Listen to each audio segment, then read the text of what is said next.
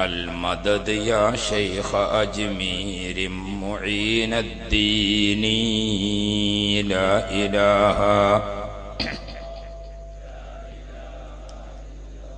الله لا إله إلا الله محمد رسول الله عليها نحيا وعليها نموت وعليها نبعث إن شاء الله الصلاة والسلام عليك يا سيدي يا رسول الله خذ بيدي قلت حيلتي أدركني ഏറ്റവും ആദരണീയരായ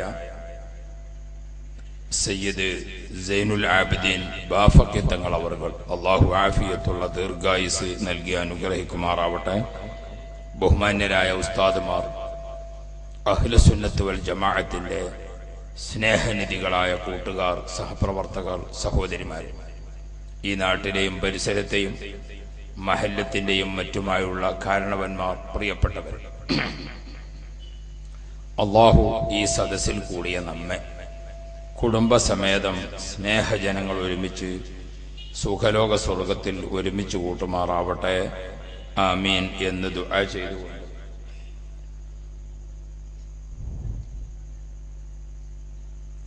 അഹ്ലുസുന്ന വൽ ജമാഅയുടെ ആശയ ആദർശങ്ങൾ നമ്മുടെ നാട്ടിലെ മുഴുവൻ ജനങ്ങളെയും കേൾപ്പിക്കുന്നതിനും പഠിപ്പിക്കുന്നതിനുമായി ഒട്ടേറെ സഭകൾ നമ്മുടെ നാടുകളിൽ സംഘടിപ്പിച്ച് വരികയാണ്. പ്രത്യേകിച്ച് മർക്കസു സഖാഫത്ത് സുന്നിയയുടെ 37ാം വാർഷികവും സുന്നി വചന സംഘത്തിന്റെ 60ാം വാർഷികവും രണ്ട് സമ്മേളനങ്ങളും ഒരുമിച്ച് വന്നപ്പോൾ മലയാളി മുസ്ലിംകൾ എവിടെയെല്ലാം താമസിക്കുന്നുണ്ടോ അവിടെയെല്ലാം സ്ഥാപനത്തെയും പ്രസ്ഥാനത്തെയും അത് ഉയർത്തിപ്പിടിക്കുന്ന ആശയത്തെയും പരിചയപ്പെടുത്തുന്ന ക്യാമ്പുകളും സമ്മേളനങ്ങളും മീറ്റിങ്ങുകളും പൊതുയോഗങ്ങളുമെല്ലാം നടക്കുന്നതിന്റെ ഭാഗമായിട്ടാണ് മുണ്ടംപറമ്പിലെ നമ്മുടെ സഹപ്രവർത്തകർ ഇങ്ങനെ ഒരു സഭ വിളിച്ചു ചേർത്തിട്ടുള്ളത്. ഇതിന്റെ പിന്നിൽ അധ്വാനിച്ച മുഴുവൻ ആളുകൾക്കും അല്ലാഹു അർഹമായ പ്രതിഫലം നൽകട്ടെ എന്ന് പ്രാർത്ഥിച്ചു. മർക്കസ് അത് കേരളത്തിലെ ജാതി മത വ്യത്യാസമില്ലാതെ, സ്ത്രീ പുരുഷ വ്യത്യാസമില്ലാതെ, കുട്ടികളും പ്രായമുള്ളവരും വ്യത്യാസമില്ലാതെ എല്ലാവരുടെ നാവിലും ഒരുപോലെ വഴങ്ങിയ ഒരു പദമാണ് മർക്കസ് എന്നത്.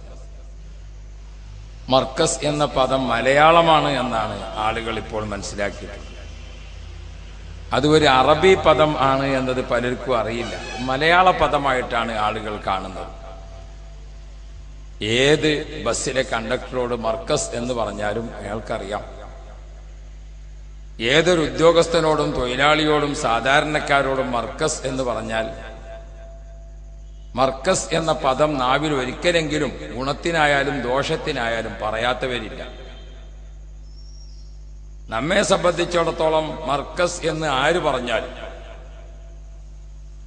അത് അനുകൂലികൾ പറഞ്ഞാലും അനുകൂലമല്ലാത്തവർ പറഞ്ഞാലും ഒക്കെ നമുക്കതൊരു പ്രചരണമാണ്. അങ്ങനെ എല്ലാവർക്കും അറിയുന്ന ഒരു പദമാണ് മർക്കസ്. അതൊരു മലയാള പദമായിട്ടാണ് ഇപ്പോൾ ഉപയോഗിക്കുന്നത്. അത്രയും ആളുകൾ അത് വ്യാപകമായി. അതുകൊണ്ട് മർക്കസിനെ ഇപ്പൊ പ്രത്യേകം പരിചയപ്പെടുത്തുക എന്ന് പറഞ്ഞാൽ അങ്ങനെ ഒരു ആവശ്യവും ഇല്ല.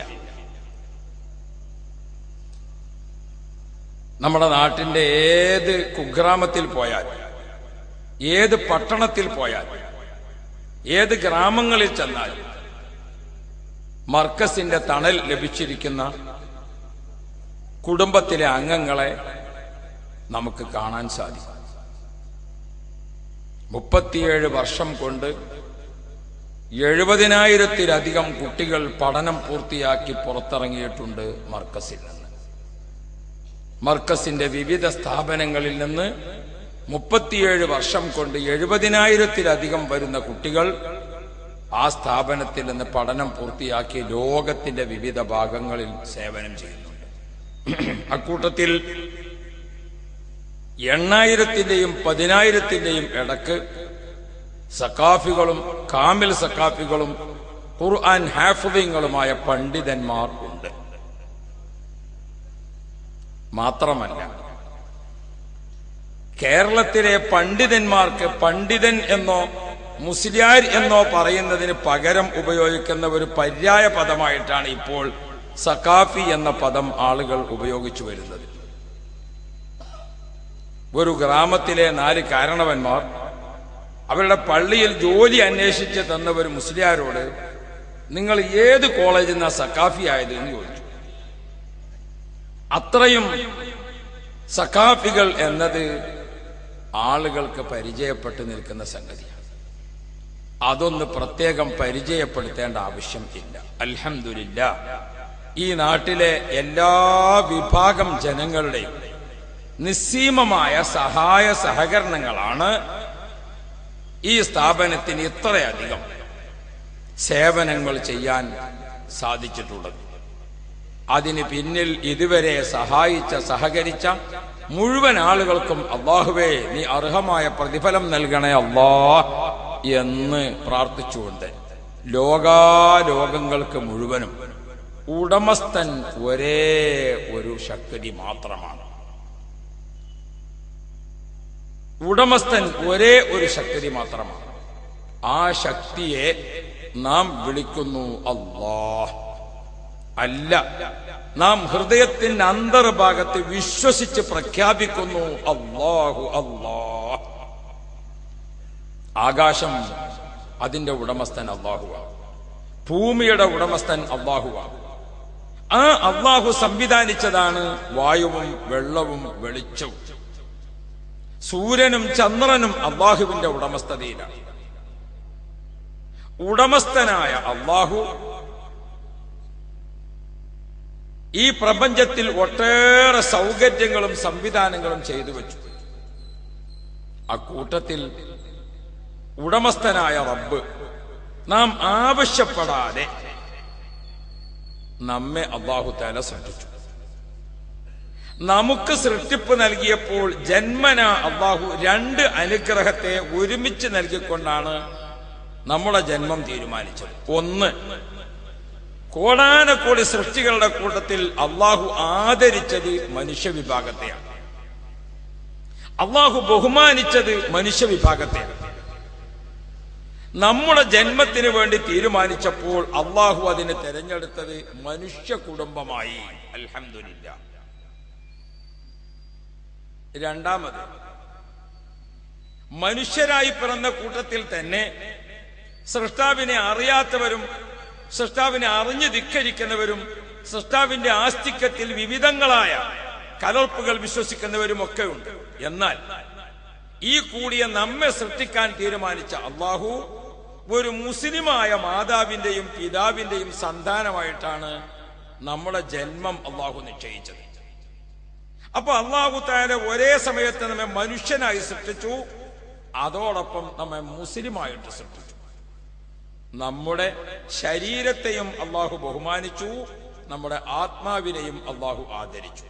അങ്ങനെ നമ്മുടെ ഉള്ളും പുറവും പരിശുദ്ധമായ ഒരു ജന്മം അല്ലാഹു നമുക്ക് നൽകിയിട്ടുണ്ട്. ഈ പരിശുദ്ധമായ ജന്മത്തിന് നമ്മെ അല്ലാഹു തആല തെരഞ്ഞെടുത്തപ്പോൾ നാം ഏറ്റവും വലിയ ഭാഗ്യവാന്മാരാണ്. അതിന് ശുക്ർ ചെയ്തുകൊണ്ട് ജീവിക്കുക എന്നതാണ് നമ്മുടെ കടമ. ആ ശുക്ർ ചെയ്യുമ്പോൾ അത് 2 വിധത്തിലാണ്. ഒന്ന്, സൃഷ്ടാവുമായി നേരിട്ട് ബന്ധപ്പെട്ടുകൊണ്ട് ചെയ്യേണ്ട ശുക്ർ. സൃഷ്ടാവിന്റെ എല്ലാത്തരം സൃഷ്ടികളോടും ബന്ധപ്പെട്ടുകൊണ്ട് ചെയ്യേണ്ട ശുക്ർ. ഇത് 2ഉം ചേർന്നതാണ് നമ്മുടെ ജീവിതം. നിസ്കരിക്കുക, അത് ഉടമസ്ഥനായ അല്ലാഹുമായി നേരിട്ട് ബന്ധപ്പെടുന്ന ശുക്റാണ്. നോമ്പെടുക്കുക, അല്ലാഹുമായി നേരിൽ ബന്ധപ്പെട്ട് ചെയ്യുന്ന ശുക്റാണ്. സക്കാത്ത് കൊടുക്കുക, അത് അല്ലാഹുവിന് ചെയ്യുന്ന ശുക്റാണെങ്കിലും അത് അടിമകളെ ചേർത്തുകൊണ്ട് ചെയ്യേണ്ട ശുക്റാണ്. നോമ്പ് എടുത്തവരെ നോമ്പ് തുറപ്പിക്കുക, അള്ളാഹുവിന് ചെയ്യുന്ന ശുക്റാണെങ്കിലും അത് അള്ളാഹുവിന്റെ അടിമകളെ ചേർത്തുകൊണ്ട് ചെയ്യേണ്ടതാണ്. ആ ശുക്ർ വളരെ വ്യാപകമാണ്. നബി കരീം സല്ലല്ലാഹു അലൈഹി വസല്ലമ തങ്ങൾ പറഞ്ഞു, നിങ്ങൾ ഈ ഭൂമിയിൽ കൃഷി ചെയ്യാം. നിങ്ങൾ ഭൂമിയിൽ കൃഷി ചെയ്യുമ്പോൾ ആ കൃഷിയിൽ നിന്ന് നിങ്ങൾക്ക് ഡയറക്റ്റും ഇൻഡയറക്റ്റുമായ ലാഭം പ്രതീക്ഷിക്കാം. നിങ്ങൾ കൃഷി ചെയ്യുന്ന കൃഷിയുടെ ഉൽപ്പന്നങ്ങൾ, അതിന്റെ ഏറ്റവും ഫസ്റ്റ് ക്വാളിറ്റി സാധനം വരുമ്പോൾ, ഒന്നാം നമ്പർ വരുമ്പോൾ അത് നിങ്ങൾ വിദേശത്തേക്കും മറുരാജ്യത്തേക്കും കയറ്റി അയക്കും. അത് നിങ്ങളുടെ ഡയറക്റ്റ് ലാഭമാണ്. അതിന്റെ സെക്കൻഡ് ക്വാളിറ്റി സാധനങ്ങൾ നിങ്ങളുടെ നാട്ടിൽ വിൽപ്പനയ്ക്ക് വെക്കും. അത് നിങ്ങളുടെ ഡയറക്റ്റ് ലാഭമാണ്. അതിന്റെ മൂന്നാമത്തെ ഒരു ഇനം നിങ്ങൾ അതിൽ ഉപയോഗിച്ചുകൊണ്ടിരിക്കും. അതും നിങ്ങൾക്ക് കിട്ടുന്ന ഡയറക്റ്റ് ലാഭമാണ്. എന്നാൽ നിങ്ങളുടെ ആ കൃഷിയിടങ്ങളിൽ എത്രയോ ദൂരെ നിന്ന് പക്ഷികൾ പറന്നെത്തുന്നുണ്ട്. നിങ്ങളുടെ കൃഷിയിൽ പക്ഷികൾക്ക് ഭക്ഷണമുണ്ട്. അത് നിങ്ങളുടെ ഇൻഡയറക്റ്റ് ലാഭമാണ്. നിങ്ങളുടെ ആ കൃഷിയിടത്തിൽ എത്രയോ വണ്ട് പ്രാണികളുണ്ട്, അവർക്കും അതിൽ ഭക്ഷണമുണ്ട്. അത് നിങ്ങളുടെ ഇൻഡയറക്റ്റ് ലാഭമാണ്. നിങ്ങളുടെ ആ കൃഷിയിട അവിടെ ഉള്ളതുകൊണ്ട് എത്രയോ ജീവജാലങ്ങൾക്ക് അവിടെ ജീവിക്കാൻ ശുദ്ധവായു ലഭിക്കുന്നുണ്ട്. എത്രയോ ജീവജാലങ്ങൾക്ക് അതിൽ നിന്ന് ഭക്ഷണം ലഭിക്കുന്നുണ്ട്. അതൊക്കെ നിങ്ങളുടെ ഈ കൃഷിയിൽ നിന്ന് നിങ്ങൾക്ക് കിട്ടുന്ന ഇൻഡയറക്റ്റ് ലാഭമാണ്. മുണ്ടംപറമ്പിൽ ഒരു ഫാക്ടറി വന്നാൽ ആ ഫാക്ടറിയുടെ ഉടമസ്ഥൻ അതിൽ ഉൽപ്പാദിപ്പിക്കപ്പെടുന്ന ഉൽപ്പന്നങ്ങൾ അത് മറ്റ് രാജ്യങ്ങളിൽ നിന്ന് വരുന്നു. അത് അവിടത്തേക്ക് വിൽപ്പനക്ക് കൊണ്ടുപോകുന്നു, പല ഗ്രാമങ്ങളിലേക്കും നാടുകളിലേക്കുമൊക്കെ.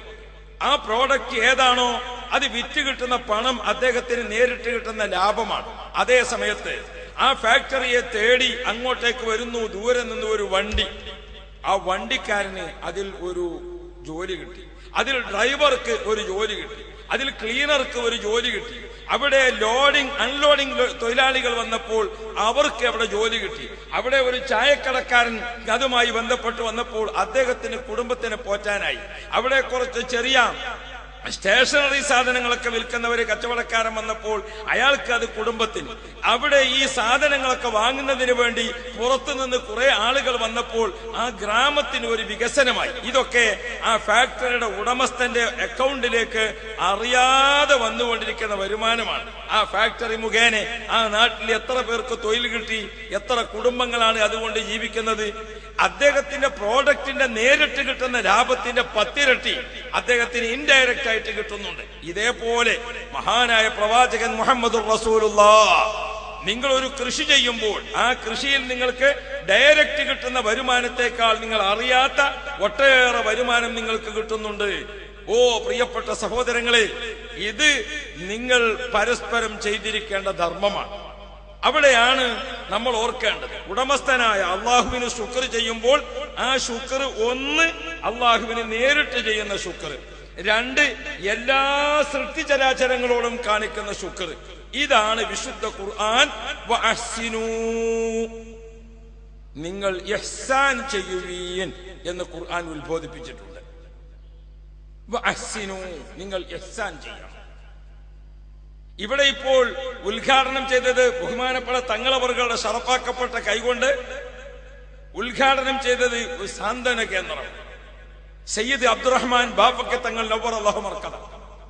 തങ്ങളെ പറ്റി അറിയാത്തവർ നമ്മുടെ കേരളത്തിന്റെ പഴയ തലമുറയിൽ ആരുമില്ല. തങ്ങളെ പറ്റി വായിക്കാത്തവർ പുതിയ തലമുറയിലില്ല. കേരളത്തിന്റെ ചരിത്രം വായിക്കുമ്പോൾ തങ്ങളെ അറിയാം. അന്ന് മംഗലാപുരത്ത് നിന്നും തിരുവനന്തപുരത്തേക്ക് അംബാസഡർ കാറിൽ യാത്ര ചെയ്യുന്ന, തൊപ്പിയും അതിനു മുകളിൽ തലപ്പാവും നീളക്കുപ്പായവും ധരിച്ച് നിസ്കാരത്തയമ്പുള്ള ഒരു മഹാമനീഷി, അത് ബാഫക്കി തങ്ങളായിരുന്നു. 22ാമത്തെ പ്രാവശ്യം ഹജ്ജ് ചെയ്യുമ്പോഴാണ് തങ്ങളവർകൾ ഹറം ഷരീഫിൽ വഫാത്തായത്. അന്ന് മക്കത്തുൽ മുക്കറമയിലെ സ്ഥിതി എന്താന്ന് ചോദിച്ചാൽ ഇന്ത്യയുടെ പണത്തിനേക്കാൾ മൂല്യം കുറവാണ് സൗദിയുടെ പണത്തിന്. ഇവിടെ നിന്ന് തങ്ങളവർകൾ ചെല്ലുന്നത് കാത്ത് മക്കത്തുൽ മുക്കറമയിൽ സാധുക്കളായ അറബികൾ കാത്തു നിൽക്കും. മലബാറിൽ നിന്ന് തങ്ങൾ വരും എന്ന പ്രതീക്ഷയിൽ ആ തങ്ങളവർകൾ നമ്മുടെ രാജ്യത്ത് നടത്തിയിരിക്കുന്ന വിപ്ലവത്തെ ഞാൻ പറഞ്ഞറിയിക്കേണ്ടതില്ല. ആ ബഹുമാനപ്പെട്ട തങ്ങളവറുകളുടെ പുത്രനാണ് ഈ ഇരിക്കുന്ന സൈനുൽ ആബിദീൻ ബാഫക്കി തങ്ങളവറുകൾ. അവരുടെ കരങ്ങളെ കൊണ്ട് ഇവിടെ ഉദ്ഘാടനം ചെയ്യപ്പെട്ടു സാന്ത്വന കേന്ദ്രം. എന്താണ് സാന്ത്വനം? സാന്ത്വനം എന്ന് പറയുമ്പോൾ ഉടമസ്ഥനായ അള്ളാഹു നമുക്ക് ചെയ്തു തന്നിരിക്കുന്ന നിഅമത്തുകളില്ലേ, ആ നിഅമത്തിന് നാം ചെയ്യുന്ന ശുക്റാണ് സാന്ത്വനം എന്ന് പറയുന്നത്. ആ സാന്ത്വനത്തേക്കാണ് വിശുദ്ധ ഖുർആൻ നമ്മളോട് വഅഹ്സിനൂ, നിങ്ങൾ ഇഹ്സാൻ ചെയ്യുവീൻ. ഇഹ്സാൻ എന്നത് ഖുർആൻ വ്യാഖ്യാതാക്കൾ പഠിപ്പിക്കുന്നുണ്ട്. രണ്ട് രൂപത്തിലാണ് ഇഹ്സാൻ. ഒന്ന്, ഉടമസ്ഥനുമായി നേരിട്ട് ബന്ധപ്പെട്ട കാര്യങ്ങളിൽ ഇഹ്സാൻ. ഞാൻ അത് പിന്നീട് വിശദീകരിക്കാം. നമ്മുടെ നിസ്കാരത്തിലെ ഇഹ്സാൻ, നമ്മുടെ നോമ്പിലെ ഇഹ്സാൻ, നമ്മുടെ ഹജ്ജിലെ ഇഹ്സാൻ, നമ്മുടെ ഉംറയിലെ ഇഹ്സാൻ, നമ്മുടെ സുന്നത്ത് നിസ്കാരങ്ങളിലെ ഇഹ്സാൻ, നമ്മുടെ ഖുർആൻ പാരായണത്തിലെ ഇഹ്സാൻ, നമ്മുടെ ദിക്ർ സ്വലാത്തുകളുടെ ഇഹ്സാൻ, നമ്മുടെ പ്രാർത്ഥനകളിലെ ഇഹ്സാൻ, അത് ഇൻഷാ അല്ലാഹ് ഞാൻ എന്റെ പ്രസംഗത്തിന്റെ അവസാന ഭാഗം പറയും. മറ്റൊന്ന് ഇഹ്സാൻ, ആദ്യം പറഞ്ഞ ഇഹ്സാൻ അത് അള്ളാഹുമായി ബന്ധപ്പെട്ടതാണ്, സൃഷ്ടാവുമായി ബന്ധപ്പെട്ടതാണ്. രണ്ട്, ഇഹ്സാൻ എന്നതിന്റെ രണ്ടാമത്തെ പാർട്ട് ഏതാണ്? അത് സൃഷ്ടികളുമായി ബന്ധപ്പെട്ടതാണ് ഇഹ്സാൻ. എങ്ങനെയാണ് സൃഷ്ടികളുമായി ബന്ധപ്പെട്ട ഇഹ്സാൻ? നമുക്ക് ഉടമസ്ഥനായ അള്ളാഹു എന്തൊക്കെ നിഅമത്ത് ചെയ്തു തന്നിട്ടുണ്ടോ ആ നിഅമത്തുകളെല്ലാം അള്ളാഹുവിന്റെ മുഴുവൻ സൃഷ്ടികൾക്കും ഉപകാരപ്രദമായി ഉപയോഗിക്കുക. അതാണ് ഇഹ്സാൻ. കാരണം നമ്മളെല്ലാവരും തമ്മിൽ ഒരു വലിയ ബന്ധമുണ്ട്. എന്താണ് ആ ബന്ധം? നിങ്ങളൊക്കെ കാഴ്ചക്ക് ഉപയോഗിക്കുന്ന രണ്ട് കണ്ണ്, നിങ്ങളുടെ കണ്ണ് ആരാണോ നിങ്ങൾക്ക് നൽകിയത് അതേ ഉടമസ്ഥൻ തന്ന കണ്ണാണ് എന്റേതും. നമ്മുടെ രണ്ടുപേരുടെയും കണ്ണിന്റെ ഉടമസ്ഥൻ ഒരാളാണ്. നമ്മുടെ രണ്ടു കൂട്ടരുടെയും കാതിന്റെ ഉടമസ്ഥൻ ഒരാളാണ്. നമ്മുടെ രണ്ടു കൂട്ടരുടെയും നാവിന്റെ ഉടമസ്ഥൻ ഒരാളാണ്. നമുക്ക് രണ്ടു കൂട്ടർക്കും കാല് തന്നത് ഒരാളാണ്. ഈ പ്രപഞ്ചത്തിലെ എല്ലാ സൃഷ്ടിചരാചരങ്ങളുടെയും ആ വക അവയവങ്ങളെല്ലാം നോക്കിയാൽ ഉടമസ്ഥൻ ഒരാളാണ്. അപ്പൊ നമ്മളെല്ലാം ഒരു കമ്പനിയുടെ പ്രോഡക്റ്റ്, ഒരു ഉടമസ്ഥന്റെ അടിമകളാണ് നാം എല്ലാം. ഉടമസ്ഥൻ തന്നത് സൂക്ഷിക്കുക, അതാണ് നമ്മുടെ കർത്തവ്യം. പക്ഷെ ചെറിയൊരു ആനുകൂല്യം അള്ളാഹു വെച്ച് തന്നിട്ടുണ്ട്. അതെന്താ? കണ്ണ് നീ സൂക്ഷിച്ചോ, ചെറുതായിട്ട് ഉപയോഗിക്കുകയും ചെയ്തു. പക്ഷെ ഉപയോഗിക്കുന്നത് എങ്ങനെയായിരിക്കണം? ഉടമസ്ഥൻ പറഞ്ഞതുപോലെ. ഒരു അമാനത്ത് സ്വത്ത് നമ്മുടെ കയ്യിൽ തന്നാൽ അത് കേടുപാടുകളില്ലാതെ അത് സൂക്ഷിക്കുക എന്നത് നമ്മളെ നിർബന്ധമായ കാര്യമല്ലേ? അള്ളാഹു ആകുന്ന ഉടമസ്ഥൻ നമ്മുടെ കയ്യിൽ സൂക്ഷിക്കാൻ തന്നതാണ് നമ്മുടെ ശരീരം, നമ്മുടെ കയ്യിൽ സൂക്ഷിക്കാൻ തന്നതാണ് നമ്മുടെ കണ്ണും കാതും കരളും നാക്കും മൂക്കും ഒക്കെ. പിന്നെന്താണ്? ഒരു ചെറിയ സ്വാതന്ത്ര്യം ഇതുകൊണ്ട് ഉപയോഗിച്ചു. വെറുതെ സൂക്ഷിച്ചു വെച്ചിട്ട് കേടുവരുത്തണ്ട. ചിലത് അങ്ങനെയുണ്ട്, സൂക്ഷിച്ചു വെച്ചിട്ട് കേടുവന്നു അല്ലേ?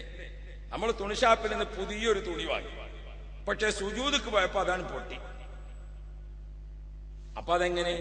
നമ്മൾ വാങ്ങിയത് പുതിയതാണെങ്കിൽ തുണിഷാപ്പിൽ വന്നിട്ട് അത് 13 കൊല്ലേക്ക്. അപ്പൊ വെറുതെ കെട്ടിവെച്ചാൽ ഏതൊരു സാധനത്തിനും പഴക്കം വരും. അപ്പൊ നമ്മളെ കണ്ണിങ്ങനെ പൂട്ടി വെക്കണ്ട, ഉപയോഗിച്ചോ. നിന്റെ ആ കണ്ണുകൊണ്ട് നിന്റെ ഭാര്യയുടെ സൗന്ദര്യം കണ്ട് ആസ്വദിക്കാൻ ഉപയോഗിച്ചോ.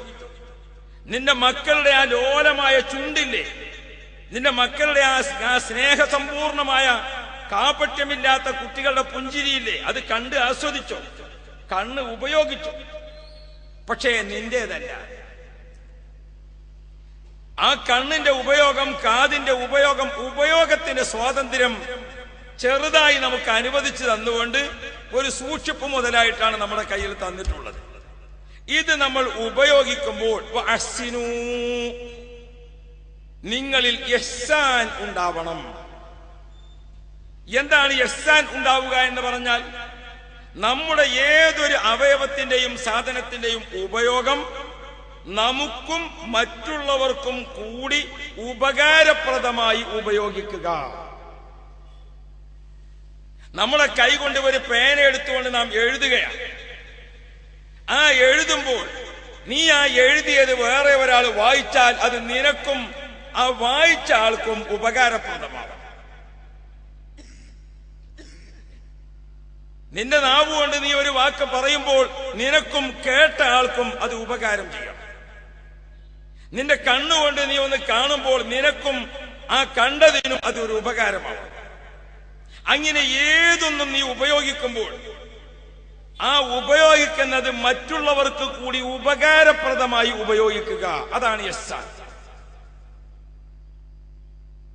അപ്പൊ പ്രിയപ്പെട്ട മുഅ്മിനീങ്ങളെ, അല്ലാഹു ആകുന്ന ഉടമസ്ഥൻ നമ്മുടെ കയ്യിൽ തന്നിരിക്കുന്ന അനുഗ്രഹങ്ങളെ നിങ്ങൾ നോക്കൂ.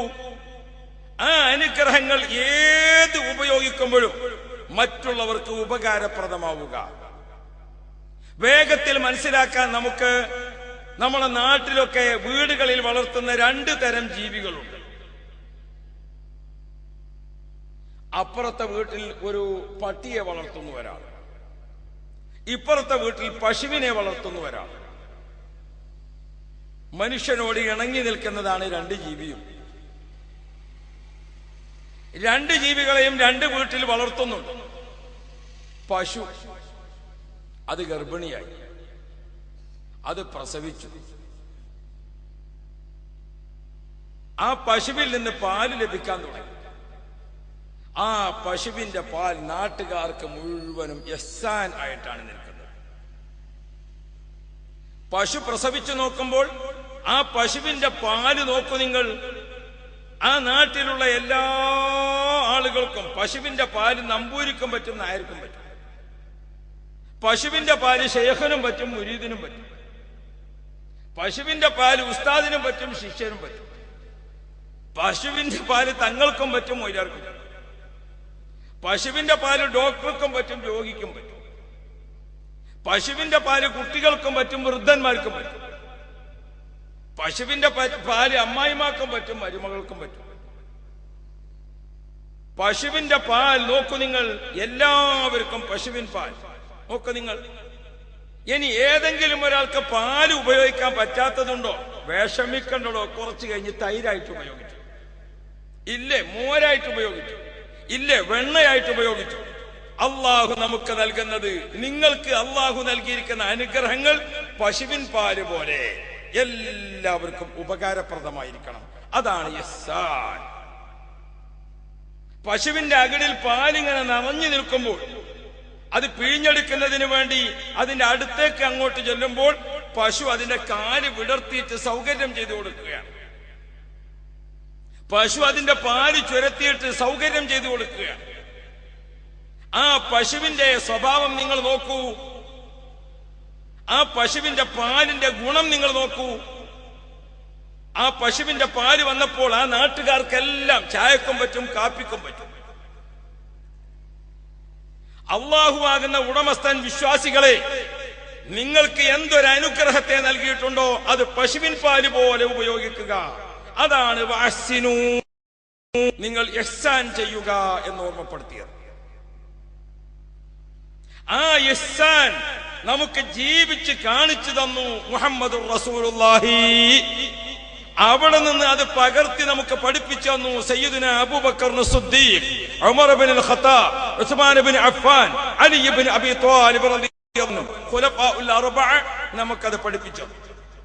ബഹുമാനപ്പെട്ട ഇമ്മത്തുൽ അർബഅ നമുക്കത് പഠിപ്പിച്ചു തന്നു. ഇമാമുനാ ശാഫിഈ റളിയല്ലാഹു അൻഹു, ഇമാം അബൂ ഹനീഫ റളിയല്ലാഹു അൻഹു, ഇമാം അഹ്മദ് ഇബ്നു ഹംബൽ റളിയല്ലാഹു അൻഹു നമുക്കത് കാണിച്ചു തന്നു. അഖ്താബുൽ അർബഅ നമുക്കത് ജീവിച്ച് കാണിച്ചു തന്നു. ശൈഖ് മുഹീദ്ദീൻ അബ്ദുൽ ഖാദിർ ജീലാനി, അശ്ശൈഖ് അഹ്മദുൽ കബീർ റിഫായി, അശ്ശൈഖ് അഹ്മദുൽ ബദവി, അശ്ശൈഖ് ഇബ്രാഹിം ദസൂഖി റളിയല്ലാഹു അൻഹും അജ്മഈൻ. അഇമ്മത്തുൽ അർബഅ 4 ഇമാമിങ്ങൾ, അൽ അഖ്താബുൽ അർബഅ 4 ഖുതുബിങ്ങൾ, അൽ ഖുലഫാഉൽ അർബഅ 4 ഖുലഫാക്കൾ. മുത്തുനബിയുടെ ജീവിതത്തെ പിൻ തലമുറക്ക് വരച്ച് പകർത്തി പഠിപ്പിച്ചിരിക്കുന്ന മഹാന്മാരാണ് ഞാൻ ഈ പറഞ്ഞ മഹാന്മാർ. അൽ അബാദലത്തുൽ അർബഅ 4 അബ്ദുല്ലമാ. ഈ 4 അഖ്താബിങ്ങളെയും 4 ഇമാമിങ്ങളെയും 4 ഖുലഫാഉർ റാഷിദീങ്ങളെയും എല്ലാം നമ്മൾ പഠിക്കുമ്പോൾ നബി കരീം സല്ലല്ലാഹു അലൈഹി വസല്ലമ തങ്ങളുടെ കൂടെ നടന്ന് അവിടുത്തെ ജീവിതം കണ്ടു, അത് പഠിച്ചു, അത് സംശയങ്ങൾ തീർത്തു, അത് ഒപ്പിയെടുത്തു, അത് രേഖപ്പെടുത്തി, പിൻതലമുറക്ക് അത് പഠിപ്പിച്ചു കൊടുക്കാൻ അള്ളാഹു അധികാരപ്പെടുത്തി. അങ്ങനെയുള്ള മഹാന്മാർ, ആ മഹാന്മാരുടെ ജീവിതത്തിൽ അവർ നമുക്ക് ജീവിച്ച് കാണിച്ചു തന്നിട്ടുണ്ട് ഇഹ്സാൻ. എന്നാൽ അവരുടെ ആ ജീവിതത്തെ ഇന്നത്തെ തലമുറക്ക് ജീവിച്ച് കാണിച്ചു കൊടുക്കുകയാണ് ബഹുമാനപ്പെട്ട സുൽത്താനുൽ ഉലമ ശൈഖുനാ കാന്തപുരം ഉസ്താദ്. പ്രിയപ്പെട്ട മുഅ്മിനീങ്ങളെ, നമുക്ക് കാണാൻ സാധിക്കുന്നത്. അതിന്റെ ജീവിച്ചിരിക്കുന്ന ഏറ്റവും വലിയ ഉദാഹരണമാണ് നാം കാണുന്ന മർക്കസ് എന്ന് പറയുന്നത്. മർക്കസ്, അതിന്റെ ഉപകാരങ്ങൾ പശുവിൻ പാല് പോലെ. അത് നമ്പൂരിക്കും നായർക്കും, അത് ആലിമീങ്ങൾക്കും സയ്യിദന്മാർക്കും, അത് സാധാരണക്കാർക്കും അല്ലാത്തവർക്കും എല്ലാവർക്കും പശുവിൻ പാല് പോലെയാണ് മർക്കസിന്റെ ഉപയോഗം, മർക്കസിന്റെ ഉപകാരം. ശൈഖുന കാന്തപുരം ഉസ്താദ് അങ്ങനെയാണ് നമുക്കത് കാണിച്ചു തന്നിട്ടുള്ളത്. എങ്ങനെ മഹാനായ പ്രവാചകർ സ്വല്ലല്ലാഹു അലൈഹി വസല്ലമ തങ്ങൾ ജീവിച്ചു കാണിച്ചിരിക്കുന്ന ദീനിന്റെ സൗന്ദര്യം, ആ സൗന്ദര്യത്തെ നമുക്ക് ജീവിച്ച് കാണിച്ചു തരികയായിരുന്നു ബഹുമാനപ്പെട്ട ഉസ്താദ് അവർകൾ ചെയ്യുന്നത്. നോക്കൂ നിങ്ങൾ, ഓരോന്നും നമുക്ക് ഉദാഹരണമായി എടുക്കാൻ സാധിക്കും. ഇഹ്സാൻ എങ്ങനെയാണ്? നമ്മുടെ തൊട്ടപ്പുറത്തെ വീട്ടിൽ വളർത്തിക്കൊണ്ടിരിക്കുന്ന പട്ടി പ്രസവിച്ചിട്ടുണ്ട്. ആ പട്ടിക്കാണെങ്കിൽ നമ്മളെ പ്രത്യക്ഷത്തിലുള്ള കാഴ്ചയിൽ പശുവിനേക്കാൾ കൂടുതൽ പാലുണ്ട് എന്ന് തോന്നിപ്പോകും. കാരണം അത്രയധികം ടാപ്പ് ഇങ്ങനെ നിറയെ നിൽക്കുന്നുണ്ട്. പക്ഷെ പട്ടിയുടെ അടുത്തേക്ക് ഒരാൾ നോക്കിയാൽ മതി, സ്വഭാവം മാറും. പട്ടിയുടെ അടുത്തുകൂടെ ഒരാൾ നടന്നാൽ മതി, എന്നാൽ തന്നെ പശുവിന്റെ സ്വഭാവം മാറും, പട്ടിയുടെ സ്വഭാവം മാറും. പട്ടിക്കൊരിക്കലും ചിരിക്കാൻ അറിയില്ല, പട്ടിക്ക് കുരക്കാനേ അറിയൂ. പട്ടിക്ക് ഒരിക്കലും മര്യാദ അറിയില്ല, പട്ടിക്ക് അതിന്റെ സ്വഭാവം അതാണ്. പട്ടിയുടെ പാല് പട്ടിക്കും പട്ടിന്റെ കുട്ടിക്കും മാത്രമേ ഉപകരിക്കൂ. ഇഹ്സാൻ എന്നത് അങ്ങനെയല്ല. ഓ പ്രിയപ്പെട്ട സഹോദരങ്ങളെ, നമ്മുടെ കണ്ണും കയ്യും കാതും കരളും മൂക്കും നാക്കും അടക്കമുള്ള ഒന്നും പട്ടിപ്പാല് പോലെ എല്ലാവർക്കും ഉപദ്രവകരമാകാൻ പാടില്ല. മറിച്ച് അത് പശുവിൻ പാല് പോലെ അനുഗ്രഹമാകണം. വഅഹ്സിനൂ,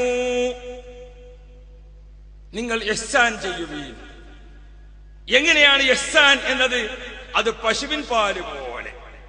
ആ പശുവിൻ പാൽ നോക്കൂ നിങ്ങൾ, എല്ലാവർക്കും മനസ്സിലാക്കാമല്ലോ അതിനെക്കുറിച്ച്. അതേപോലെ നമുക്ക് ജീവിച്ച് കാണിച്ചു ബഹുമാനപ്പെട്ട അബ്ദുല്ലാഹിൽ ഹദ്ദാദ് റളിയല്ലാഹു അൻഹു. ബഹുമാനപ്പെട്ടവരുടെ മഖബറ സിയാറത്ത് ചെയ്യാൻ അവസരം കിട്ടിയിരുന്നു. യമനിലേക്ക് യാത്ര ചെയ്തപ്പോൾ അബ്ദുല്ലാഹിൽ ഹദ്ദാദ് റളിയല്ലാഹു അൻഹു നിസ്കരിച്ച പള്ളി, ബഹുമാനപ്പെട്ടവർ ഇഅ്തികാഫിൽ നിന്ന് തഹജ്ജുദ് നിസ്കരിച്ചിരുന്ന ആ സ്ഥലം പ്രത്യേകമായി അടയാളപ്പെടുത്തിയിട്ട് വെച്ചിട്ടുണ്ട്. അബ്ദുല്ലാഹിൽ ഹദ്ദാദ് തങ്ങളെ ജനാസ കുളിപ്പിച്ചിരിക്കുന്ന സ്ഥലം പ്രത്യേകമായി തബറുക്കിന് അടയാളപ്പെടുത്തിയിട്ടുണ്ട്. അബ്ദുല്ലാഹിൽ ഹദ്ദാദ് തങ്ങളുടെ വിശദമായ ഒരു ചരിത്രം യമനിലെ തെരീമിൽ പ്രത്യേകമായ പള്ളിയിൽ അത് സൂക്ഷിച്ചു വെച്ചിട്ടുണ്ട്. അവിടെ ആ ചാർട്ട് ഇങ്ങനെ വായിച്ചപ്പോൾ അതിൽ കാണാം, ബഹുമാനപ്പെട്ട അബ്ദുല്ലാഹിൽ ഹദ്ദാദ് തങ്ങളുടെ ജീവിതം പശുവിൻ പാല് പോലെ. അബ്ദുല്ലാഹിൽ ഹദ്ദാദ് റളിയല്ലാഹു അൻഹു ആ നാട്ടിലെ ജാതിമത ഭേദമന്യേ എല്ലാ മനുഷ്യർക്കും ഒരു അനുഗ്രഹമായിട്ടാണ് ജീവിച്ചത്. എല്ലാ ജീവജാലങ്ങൾക്കും ബഹുമാനപ്പെട്ടവർ പ്രധാനമായി ആ നാട്ടിൽ ചെയ്തിരുന്നത് എന്താണ്? പ്രധാനമായും ബഹുമാനപ്പെട്ടവർ ചെയ്തിരുന്നത് ആ നാട്ടിലുള്ള എല്ലാ ജീവികൾക്കും ഉപകരിക്കുന്ന തണ്ണീർത്തടങ്ങൾ, നമ്മളെ നാട്ടിൽ കുളങ്ങൾ എന്ന് പറയാം, നമ്മളെ നാട്ടിൽ കിണറുകൾ എന്ന് പറയാം, ആ നാട്ടിലുള്ള മുഴുവൻ ജീവജാലങ്ങൾക്കും ഒരുപോലെ ഉപയോഗം ലഭിക്കുന്ന, ഉപകാരം ലഭിക്കുന്ന തണ്ണീർത്തടങ്ങൾ നിർമ്മിക്കുക, അത് ബഹുമാനപ്പെട്ടവരുടെ ഒരു പ്രത്യേകം സേവനമായി കണ്ടിരുന്നു എന്നാണ്. ബഹുമാനപ്പെട്ട അബ്ദുല്ലാഹിൽ ഹദ്ദാദ് റളിയല്ലാഹു അൻഹു കുളം കുഴിക്കുക, ആ കുളത്തിൽ നിറയെ വെള്ളമാകുമ്പോൾ അത് ആ നാട്ടുകാർക്ക് സംഭാവനയായി ചെയ്യുക, വേറെ ഒരു സ്ഥലത്ത് പോയി അവിടെ ഒരു കിണറോ കുളമോ ഒക്കെ ഉണ്ടാക്കുക, അത് ആ നാട്ടുകാർക്ക് സംഭാവനയായി കൊടുക്കുക. അങ്ങനെ ബഹുമാനപ്പെട്ടവരുടെ സാന്ത്വന പ്രവർത്തനം, എല്ലാ ആളുകൾക്കും കുടിനീര് നൽകുക. നോക്കൂ നിങ്ങൾ, ഒരു ജലാശയം, ഒരു കുളമോ ഒരു തടാകമോ ഉണ്ടാക്കിയിട്ട് അതിൽ നിറയെ വെള്ളം നിൽക്കുമ്പോൾ ആ വെള്ളം ആരൊക്കെയാണ് ഉപയോഗിക്കുന്നത്? പറന്നു വരുന്ന തുമ്പി അതിൽ നിന്നാണ് ദാഹം തീർക്കുന്നത്. അതിന്റെ അരികിൽ തന്നെ ഇരിക്കുന്ന കൊക്ക് അതിൽ നിന്നാണ് ദാഹം തീർക്കുന്നത്. അവിടെ വളർത്തുന്ന കോഴി അതിൽ നിന്നാണ് ദാഹം തീർക്കുന്നത്. ഒരുപാട് ജീവജാലങ്ങൾ ആ വെള്ളം കുടിക്കുന്നു. വഅഹ്സിനൂ, നിങ്ങൾ ഇഹ്സാൻ ചെയ്യുവീൻ. പ്രിയപ്പെട്ട സഹോദരന്മാരെ, ആ അബ്ദുല്ലാഹിൽ ഹദ്ദാദ് റളിയല്ലാഹു അൻഹുവിന്റെ അനന്തരഗാമി എന്ന രീതിയിൽ ബഹുമാനപ്പെട്ട ശൈഖുന കാന്തപുരം ഉസ്താദ് ഇന്ന് നമ്മുടെയൊക്കെ അറിവിൽ ജീവിച്ചു വഫാത്തായി പോയ ഒട്ടേറെ മഹാന്മാരുണ്ട്. അതിൽ ഏകദേശം 12 ത്വരീഖത്തിലൂടെ ഹദ്ദാദിന്റെ ഇജാസത്ത് ലഭിച്ചിരിക്കുന്ന ഷെയ്ഖാണ് ബഹുമാനപ്പെട്ട ശൈഖുനാ കാന്തപുരം ഉസ്താദ്. അതുകൊണ്ട് തന്നെ നമുക്ക് കാണാം, ഹദ്ദാദ് തങ്ങളുടെ ഏറ്റവും പ്രധാനപ്പെട്ട ഒരു സേവനമാണ്, ഇഹ്സാൻ ആണ് കുടിവെള്ള പദ്ധതി എന്നത്.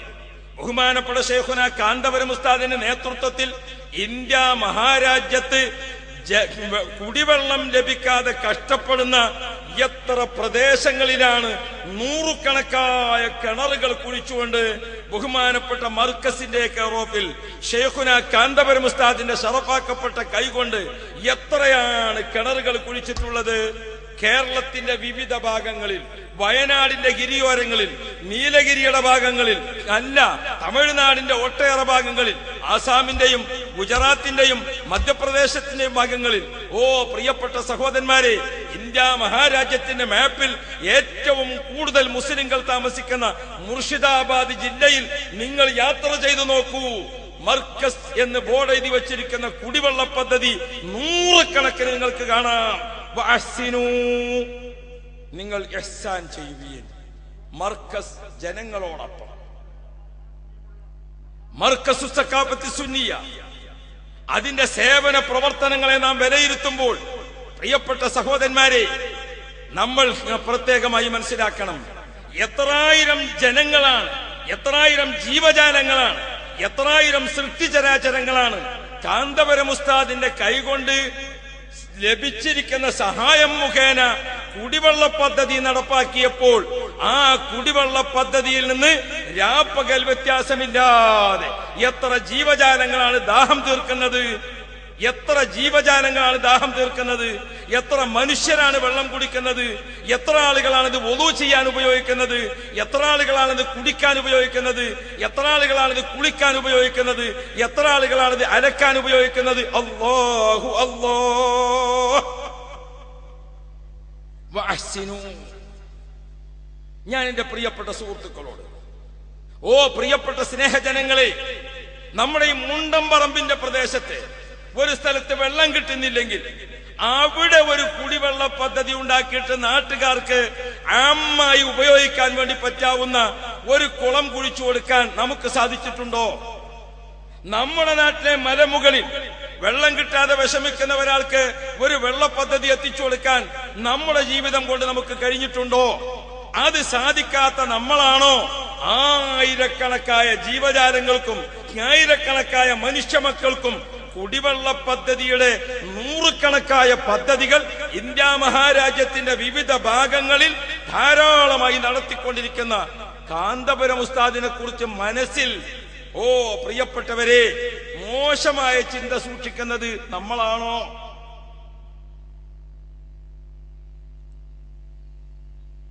ബഹുമാനപ്പെട്ട അബ്ദുല്ലാഹിൽ ഹദ്ദാദ് റളിയല്ലാഹു അൻഹു ബഹുമാനപ്പെട്ടവരുടെ ജീവിതത്തിൽ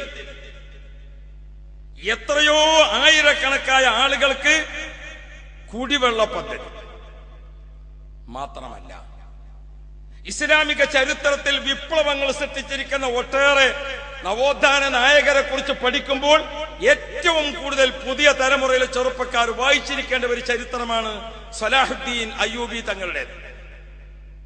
ഞാൻ ചെറുപ്പക്കാരായ പണ്ഡിത സുഹൃത്തുക്കളോട് സലാഹുദ്ദീൻ അയ്യൂബി തങ്ങളെ കുറിച്ച് വിശദമായി ഒരു പാഠം നമ്മൾ പഠിക്കണം. സലാഹുദ്ദീൻ അയ്യൂബി തങ്ങൾ നമുക്കറിയാം, ഖുദ്സിന്റെ മോചനത്തിന് വേണ്ടി ഏറ്റവും വലിയ വിപ്ലവം സൃഷ്ടിച്ചിരിക്കുന്ന മഹാനാണ്. കുരിശ് യുദ്ധത്തിൽ നമുക്കറിയാം, ക്രൈസ്തവ മിഷനറി അവരെ തിരിച്ചറിയാനുള്ള ചിഹ്നമായിട്ട് അവരെ പട്ടാളക്കാർക്ക് കുരിശ് അവരടയാളപ്പെടുത്തി. എല്ലാ പട്ടാളക്കാരും കുരിശണി. അപ്പൊ അവരുടെ അനുയായികളെയും ആളുകളെയും തിരിച്ചറിയാൻ അവർക്ക് കുരിശ് അടയാളമായിട്ടുണ്ട്. അപ്പോഴാണ് സലാഹുദ്ദീൻ അയ്യൂബി തങ്ങൾ ഹിജ്റയെ കുറിച്ച് ഓർക്കുന്നത്. ആ ഹിജ്റയാണ് മുസ്ലിംകൾക്ക് കലണ്ടറായി സയ്യിദുനാ ഉമർ ബിൻ ഖത്താബ് റളിയല്ലാഹു അൻഹു അംഗീകരിച്ചത്. ഇസ്ലാമിക് റിപ്പബ്ലിക്കിന് ഒരു കലണ്ടർ എന്ന ചർച്ച വന്നപ്പോൾ ബദർ യുദ്ധത്തെ അടിസ്ഥാനപ്പെടുത്തി കലണ്ടറാക്കാം, നബി സല്ലല്ലാഹു അലൈഹി വസല്ലം തങ്ങളുടെ ജന്മത്തെ അടയാളപ്പെടുത്തി കലണ്ടറാവാം, നബി സല്ലല്ലാഹു അലൈഹി വസല്ലം തങ്ങളുടെ നുബുവത്തിനെ അടയാളപ്പെടുത്തി കലണ്ടറാവാം. ഒട്ടേറെ ചരിത്രങ്ങൾ വന്നിട്ടുണ്ട്. എന്നാൽ അലി ഇബ്നു അബി ത്വാലിബ് തങ്ങളുടെ അഭിപ്രായമാണ്, ഹിജ്റയെ അടിസ്ഥാനപ്പെടുത്തിയായിട്ട് കലണ്ടർ വേണ്ടത്. അത് ഉമർ ഖത്താബ് തങ്ങൾ അംഗീകരിക്കുകയായിരുന്നു. അതാണ് ഹിജ്റ കലണ്ടർ. ആ ഹിജ്റ കലണ്ടറിൽ മുസ്ലിംകളുടെ ദിവസം, മുസ്ലിംകളുടെ മണിക്കൂർ, മുസ്ലിംകളുടെ വർഷം, മുസ്ലിംകളുടെ ഓരോന്നും കണക്കാക്കുന്നത് ചാന്ദ്രിക വർഷപ്രകാരമാണ്. അതുകൊണ്ട് തന്നെ മുസ്ലിംകൾക്ക് ഒരു ചിഹ്നം തിരഞ്ഞെടുക്കാൻ നമുക്ക് ചന്ദ്രക്കല ചിഹ്നമാക്കാം. അതാണ് സലാഹുദ്ദീൻ അയ്യൂബി തങ്ങൾ മുസ്ലിംകൾക്ക് തിരഞ്ഞെടുത്ത ചിഹ്നം. അന്ന് മുതൽക്കാണ് നമ്മുടെ മിനാരത്തിന് മുകളിൽ ചന്ദ്രക്കല കണ്ടത്. അന്ന് മുതൽക്കാണ് മുസ്ലിംകൾ ആ ചന്ദ്രക്കല പ്രത്യേകം. ആ സലാഹുദ്ദീൻ അയ്യൂബി തങ്ങളുടെ ഈ ഖുദ്സ് മോചനം മുതൽക്ക് ഇങ്ങോട്ട് ബഹുമാനപ്പെട്ടവരുടെ ഭരണ സംവിധാനമായ പരിഷ്കരണങ്ങൾ നോക്കിയാൽ നമുക്ക് ഒട്ടേറെ ഖുർആന്റെ ഇഹ്സാൻ നമുക്ക് കാണാൻ സാധിക്കും.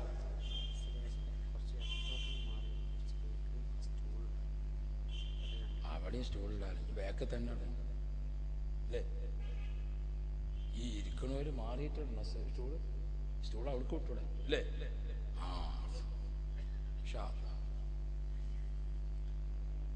ഇനിയിപ്പോ ഈ ഇരിക്കണവരൊക്കെ ഇനി കസാരയായിട്ട് എഴുന്നേറ്റ് പോകാൻ നിൽക്കണ്ടല്ലോ അല്ലേ? ഓലിപ്പോ നല്ല മട്ടത്തിൽ ഇരിക്കുകയാണ്. ഇനി ഇരിക്കണവർക്ക് അവിടെ കസാര ഇട്ടണം. അള്ളാഹു എല്ലാവർക്കും ബർക്കത്ത് തരട്ടെ. ഹബീബ് മുഹമ്മദ് മുസ്തഫ. അപ്പോ ഞാൻ ഓർമ്മപ്പെടുത്തുന്നത്, സലാഹുദ്ദീൻ അയ്യൂബി തങ്ങളുടെ കാലഘട്ടത്തിൽ ബഹുമാനപ്പെട്ടവർ ഉണ്ടാക്കിയിരിക്കുന്ന വിപ്ലവം നമുക്ക് കാണാം. എന്താണ് സലാഹുദ്ദീൻ അയ്യൂബി തങ്ങൾ? അല്ലാഹു റബ്ബി.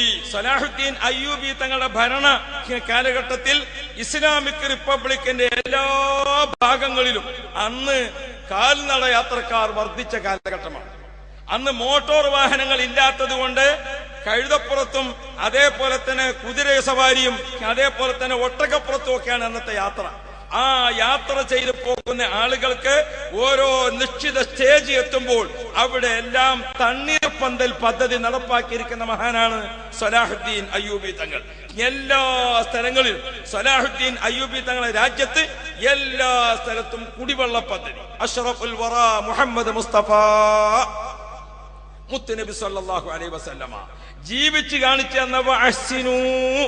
എന്നതിന്റെ ജീവിതം നമുക്ക് അവതരിപ്പിക്കുകയാണ് സലാഹുദ്ദീൻ അയ്യൂബി തങ്ങൾ ചെയ്തത്. എന്തായിരുന്നു മൂപ്പർ? ബഹുമാനപ്പെട്ടവർ ഇടക്ക് ഏക്കർ കണക്കിന് ഭൂമി ഒന്നായിട്ട് സൗകര്യപ്പെടുത്തി. ആർക്ക് വേണ്ടി? പക്ഷികൾക്ക് വേണ്ടി. ബഹുമാനപ്പെട്ട സലാഹുദ്ദീൻ അയ്യൂബി തങ്ങളുടെ ഭരണത്തിന് കീഴിൽ താമസിക്കുന്ന പക്ഷികൾ, ആ പക്ഷികൾക്ക് സ്വതന്ത്രമായി വിശ്രമിക്കാനും അവർക്ക് സ്വതന്ത്രമായി താമസിക്കാനും ഏക്കർ കണക്കിന് ഭൂമി പക്ഷികൾക്ക് മാത്രമായി സംവിധാനിക്കുകയും അതിൽ കുടിവെള്ളത്തിന്റെ തടാകമൊരുക്കുകയും ആ പക്ഷികൾക്ക് ആവശ്യമായ വിഭവങ്ങൾ അവിടെ ശേഖരിക്കുകയും ചെയ്തുകൊണ്ട് ആ ബഹുമാനപ്പെട്ടവരുടെ ഇഹ്സാൻ കാണിച്ചു തന്ന നേതാവാണ് ബഹുമാനപ്പെട്ടവർ. ലോകത്ത് മൃഗാശുപത്രി എന്നൊരു സംവിധാനത്തെ ആദ്യമായി ഒരു ഭരണാധികാരി നടപ്പാക്കിയിട്ടുണ്ടെങ്കിൽ അത് സലാഹുദ്ദീൻ അയ്യൂബി തങ്ങളാണ്. സലാഹുദ്ദീൻ അയ്യൂബി തങ്ങളുടെ മൃഗാശുപത്രി സംവിധാനം ചരിത്രത്തിൽ നമ്മൾ പഠിക്കേണ്ട. പ്രിയപ്പെട്ട സഹോദരന്മാരെ, പക്ഷികൾക്കും മൃഗങ്ങൾക്കും അതേപോലെ സലാഹുദ്ദീൻ അയ്യൂബി തങ്ങളാണ് പെട്ടെന്ന് ഗർഭിണിയായ ഭാര്യയുടെ ഭർത്താവ് പെട്ടെന്ന് മരണപ്പെട്ടു പോകുന്നു. അതേപോലെ തന്നെ പെട്ടെന്ന് ഒരു കുടുംബനാഥൻ മരണപ്പെട്ടു പോകുന്നു. ചോര പൈതലുകൾ യതീമുകളാവുകയാണ്. അമ്മിഞ്ഞ പാല് കുടിച്ചുകൊണ്ട് ഉമ്മയുടെ കൂടെ കിടക്കുന്ന ഈ യതീമായ ചോര പൈതലിനെ സംരക്ഷിക്കാൻ പ്രിയപ്പെട്ട സഹോദരന്മാരെ, ആ ഉമ്മ കണ്ണീരും കൈയുമായി കഴിയുമ്പോൾ അത്തരം ചോര പൈതലുകൾക്ക് സംരക്ഷണം നൽകുന്ന സംവിധാനം ലോകത്ത് നടപ്പാക്കിയ ഒന്നാമത്തെ ഭരണാധികാരി എന്ന് പറയാം സലാഹുദ്ദീൻ അയ്യൂബി തങ്ങളെ.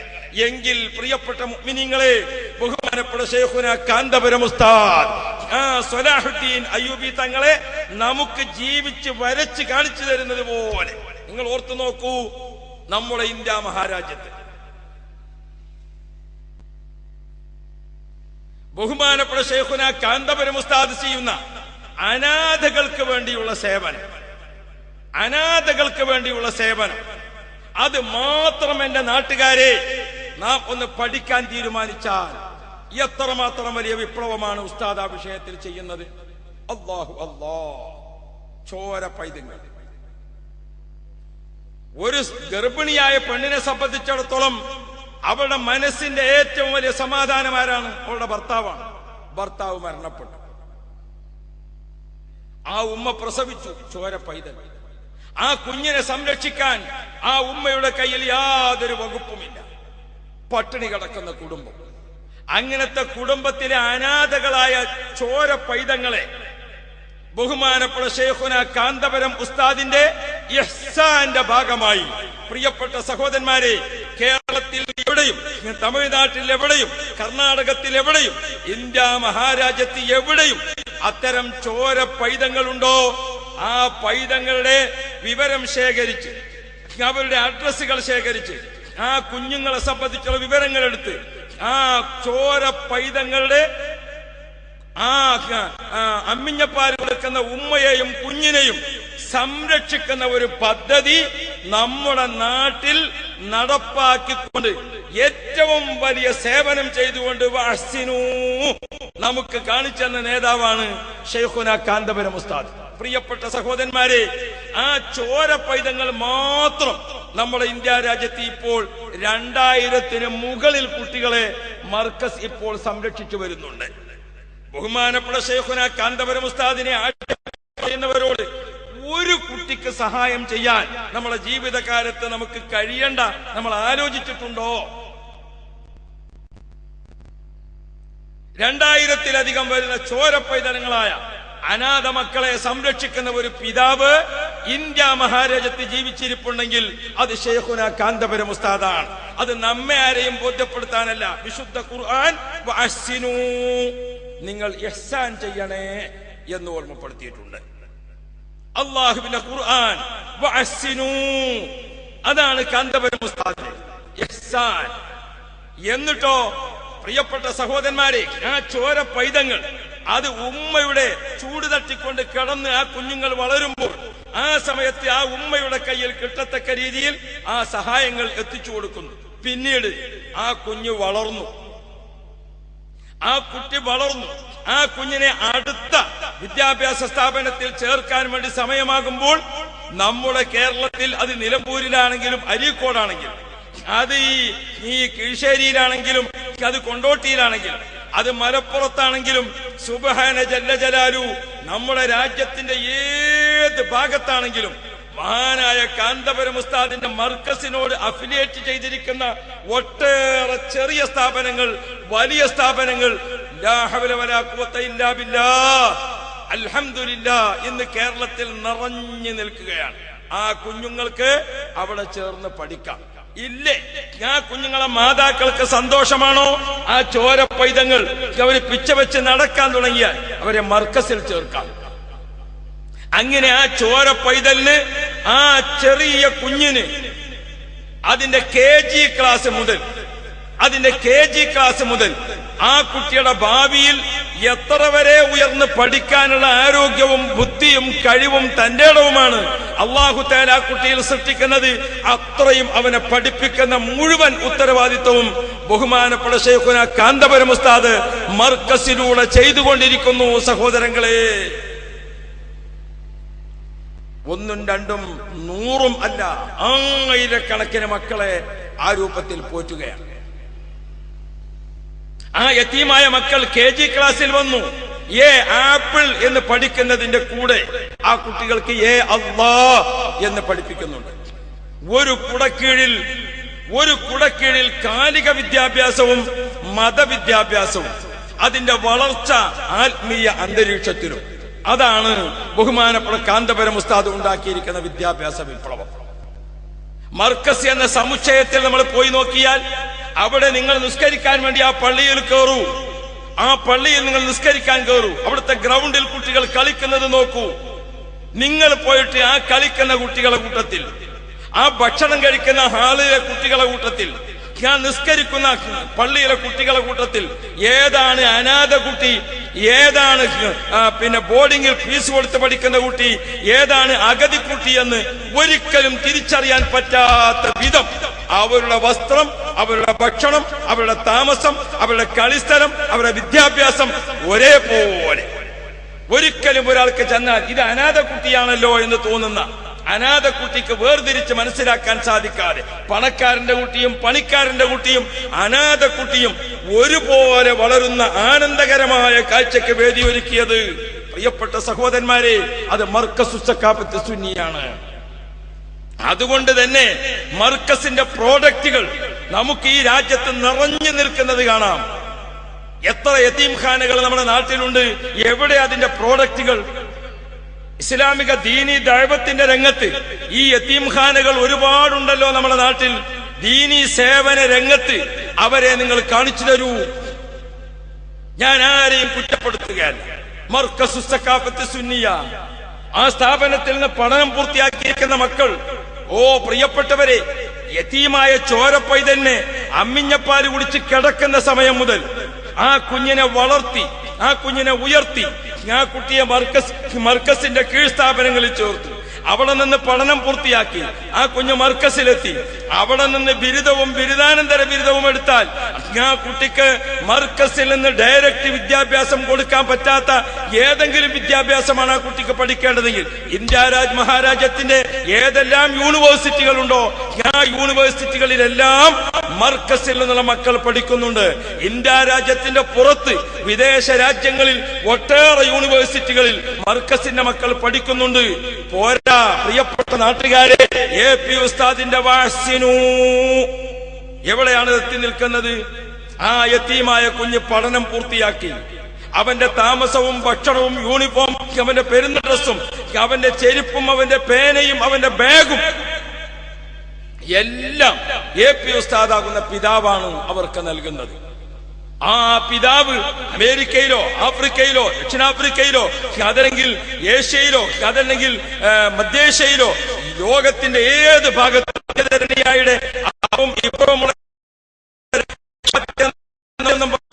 ആ രാജ്യങ്ങളിലെല്ലാം ചുറ്റി സഞ്ചരിച്ച് മർക്കസിനെ കുറിച്ച് പ്രചരണം നടത്തിയിട്ട് നമ്മുടെ കൊച്ചു കേരളത്തിലെ ഈ കോഴിക്കോട്ടേക്ക് കൊണ്ടുവരികയാണ് ഉസ്താദ്. ഇവിടുത്തെ യതീമക്കളെ പോറ്റാൻ, ഇവിടുത്തെ പാവപ്പെട്ട മക്കളെ പോറ്റാൻ, ഇവിടുത്തെ സാധു മക്കളെ സഹായിക്കാൻ, ഇവിടുത്തെ വിധവകളെ കണ്ണീരൊപ്പാൻ. ഓ പ്രിയപ്പെട്ടവരെ, സഹായിക്കാൻ പറ്റില്ലേ? മുടക്കാതിരുന്നൂടെ? ഇനി നമ്മൾ ഒരുപാട് മുടക്കി, അതുകൊണ്ട് യാതൊരു കോട്ടവും അവിടെ വരാനില്ല. നമ്മുടെ ഗുണത്തിന് വേണ്ടി പറഞ്ഞു എന്നേ ഉള്ളൂ. ഇരിക്കട്ടെ, ആ കുഞ്ഞുങ്ങൾ വളർന്നു. ആ കുട്ടികൾ പഠനം പൂർത്തിയാകുമ്പോഴേക്കും ആ വാപ്പ, ആ യതീമക്കളെ പിതാവ്, പടച്ചവനെ, ഈ വർഷം എന്റെ മക്കൾ 100 കുട്ടികൾ പഠിച്ചു പുറത്തിറങ്ങാനുണ്ട്, വിവിധ യൂണിവേഴ്സിറ്റികളിൽ നിന്ന് 500 കുട്ടികൾ വരാനുണ്ട്, ആ മക്കൾക്കൊക്കെ മാന്യമായി കുടുംബത്തെ പോറ്റാൻ ജോലി വേണ്ടേ? ഓ പ്രിയപ്പെട്ട സഹോദരന്മാരെ, മർക്കസു സഖാഫത്ത് സുന്നിയയുടെ ആ സ്ഥാപനത്തിൽ പഠിച്ചു വളർന്ന നമ്മുടെ മക്കൾ, ആ മക്കൾക്ക് ഇന്ന് നമ്മുടെ രാജ്യത്ത് നമുക്കറിയാലോ, മുണ്ടംപറമ്പിൽ ജനിച്ച ഒരു കുട്ടിയും ഇവിടത്തെ വരുമാനം കൊണ്ട് ജീവിതം സന്തോഷകരമാക്കാൻ ആർക്കും പദ്ധതിയില്ല. ഉണ്ടോ? പണ്ട് നമ്മളെ നാട്ടിൽ ജനിക്കണ കുട്ടികള് ഇവിടെ വാപ്പാക്ക് എന്താണോ തൊഴില് അതിന്റെ ഒപ്പം തൊഴിലിന് പോകാനാണ് നമ്മൾ. വാപ്പാക്ക് കാളവണ്ടിയാണോ, ആ മകനും കാളവണ്ടിയിൽ പോകും. വാപ്പാക്ക് പാടത്ത് കൃഷി ചെയ്യലാണോ, മകനും അത് പഠിക്കും. വാപ്പ തെങ്ങ് കയറ്റാണോ, മകനും തെങ്ങ് കയറാൻ പഠിക്കും. വാപ്പ കവുങ്ങുമ കയറുന്ന ആളാണോ, എന്നാ മകനും അത് പഠിക്കും. അങ്ങനെ വാപ്പാന്റെ കൂടെ ആ നാടൻ തൊഴിൽ പഠിക്കലാണ് പഴയ കാലം. അങ്ങനെയാണല്ലോ, ഒരു കവുങ്ങുമെന്ന് മറ്റേ കവുങ്ങ് ഇറങ്ങാതെ അങ്ങനെ അങ്ങോട്ടും ഇങ്ങോട്ടും പകരുന്നത് കാണുക. ഞാൻ അബുദാബി പോയപ്പോ ഒരു അറബി പറഞ്ഞതിനോട് 2 കാര്യമാണ് എനിക്ക് എന്റെ നാട്ടിൽ അത്ഭുതമായി തോന്നിയത്. അപ്പൊ നിങ്ങൾ എവിടെ നമ്മളെ നാട്ടിൽ പോയി എന്ന് വെച്ചാൽ ഞാൻ കോട്ടക്കൽ പോയി എന്ന് പറഞ്ഞ, കോട്ടക്കൽ ചികിത്സക്ക് വന്നത്. അപ്പൊ എന്താ അത്ഭുതം എന്ന് വെച്ചു, ഒന്ന് കോട്ടക്കൽ അങ്ങാടിയിൽ ഇങ്ങനെ ഇറങ്ങിയാൽ കാണാം ജീപ്പ് ഇങ്ങനെ വിളിച്ചു പോണേ, ആ ജീപ്പ്. എന്നിട്ടോ ആ ജീപ്പിൽ ആളുകൾ കയറിയിരിക്കുന്ന ഇങ്ങനെ ഒരാളെ മുട്ടുംകാലുമേലും മറ്റവന്റെ കൈപ്പലമേലും മറ്റവന്റെ പടം അങ്ങനെ ഇങ്ങനെ തൂങ്ങിപ്പിടിച്ചിട്ട് ഇങ്ങനെ പോണത് ഭയങ്കര കാഴ്ചയാണ്. ലോകത്തെവിടെയും ഞാൻ അങ്ങനത്തെ കാഴ്ച കണ്ടിട്ടില്ല. പിന്നെന്ന് വെച്ചു, ഒരു മെല്ലിച്ച മരം, ആ മരത്തും ഒരാൾ കയറിയ അയിമന്ന് തന്നെ മറ്റീമൊക്കെ താഴെ ഇറങ്ങാതെ അപ്പൊ കവുങ്ങുമ്മ കയറുന്നത് കണ്ടതാണ് ഇയാളെ. അപ്പോ ഇത് നമ്മളെ നാട്ടിലെ ഇവിടെ ജനിച്ചിരിക്കണം. മുണ്ടംപറമ്പിൽ ഒരു കുട്ടി ജനിച്ചാൽ ഇവിടെ നിന്ന് എങ്ങനെയെങ്കിലും ജീവിക്കാൻ നോക്കിയാലാണ് പഴയ പരിപാടി. ഇന്നോ ജനിച്ചത് ഇവിടെയാണെങ്കിലും കുട്ടികളൊക്കെ അമേരിക്കയിലേക്ക്, ആഫ്രിക്കയിലേക്ക്, അബുദാബിയിലേക്ക്, അങ്ങനെ വലിയ വലിയ വലിയ വിദേശ രാഷ്ട്രങ്ങൾ അവിടേക്ക് പോകാനാണ് എല്ലാവരും അതാണ് കൊതിക്കുന്നത്, അല്ലേ? പ്രിയപ്പെട്ട സഹോദരന്മാരെ, അവിടേക്ക് നമ്മുടെ ആളുകൾ പോകാൻ തുടങ്ങി. ഇന്നാണെങ്കിലോ ഇഷ്ടംപോലെ സൗകര്യങ്ങളും യാത്രാ സൗകര്യങ്ങളും ഒക്കെ വർദ്ധിച്ചു വന്നപ്പോൾ ഈ കുട്ടികൾക്ക് വിദ്യാഭ്യാസം വേണ്ടേ? പഴയ കാലത്ത് നമ്മുടെ നാട്ടിൽ നിന്ന് ഗൾഫിൽ പോയിരിക്കുന്ന ആളുകളെ നോക്ക് നിങ്ങൾ.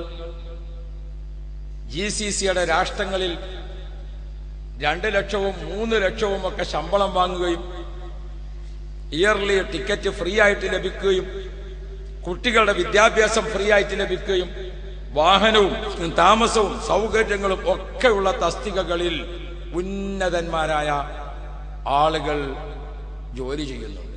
പക്ഷേ നമ്മുടെ ഈ നാട്ടിലെ പാവപ്പെട്ട മുസ്ലിം കുട്ടികൾ, ചെറുപ്പക്കാരാരെങ്കിലും ആ തസ്തികയിലുണ്ടോ? ഇല്ല. GCCയുടെ രാജ്യങ്ങളിൽ മുഴുവനും നിങ്ങൾ പോയി നോക്ക്. പഴയ കാലത്ത് അവിടെ പോയിരിക്കുന്ന ആളുകൾക്കൊക്കെ എന്താ തൊഴിൽ? ഒരു പക്ഷേ അവിടെ പോയാൽ ചെറിയ ഒരു കുമിറ്റി പീടിയ, അതല്ലെങ്കിൽ പിന്നെ എന്താ നമുക്കറിയുന്ന വേഗത്തിൽ ആ കോഴിമുട്ടനുണ്ടല്ലോ കറക്റ്റായിട്ട് മുറിച്ചിട്ട് ക്ലീൻ ബൂഫിയ, അതാണ് നമ്മളെ തൊഴിൽ. എന്റെ നാട്ടുകാരനോ ചങ്ങായി പറഞ്ഞോട്, നിങ്ങൾ ഗൾഫിക്ക് വരുന്നുണ്ടെങ്കിൽ ഞാൻ ഉണ്ടാവും റിയാദില്. വിജയ എവിടെയാ റിയാദിൽ വെച്ചു? ഞാൻ എയർപോർട്ടിൽ തന്നെയാണ് ജോലി ചെയ്യാറ്. അപ്പൊ ഞാനും വലിയ സമാധാനിച്ചു. കാരണം എയർപോർട്ടിൽ തന്നെ ഒരാളുണ്ടാകുക എന്ന് പറഞ്ഞാൽ വലിയ റാഹത്താണ്.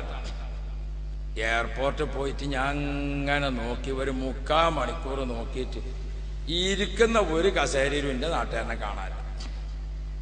എന്നാ കുറെ വയർലെസ്സും അല്ലാത്തതും ഒക്കെ കയ്യെ പിടിച്ചുകാണ്ട് കുറെ ആൾക്കാരെ ജോലി ഒന്നും കാണാൻ. ഭാഗ്യത്തിന് എനിക്ക് മൂത്രമൊഴിക്കാൻ മുട്ടി. അപ്പൊ ഞാൻ ബാത്റൂമൊക്കെ കാണി ചെന്ന് നോക്കുമ്പോണ്ട് ഇപ്പം ഇങ്ങനെ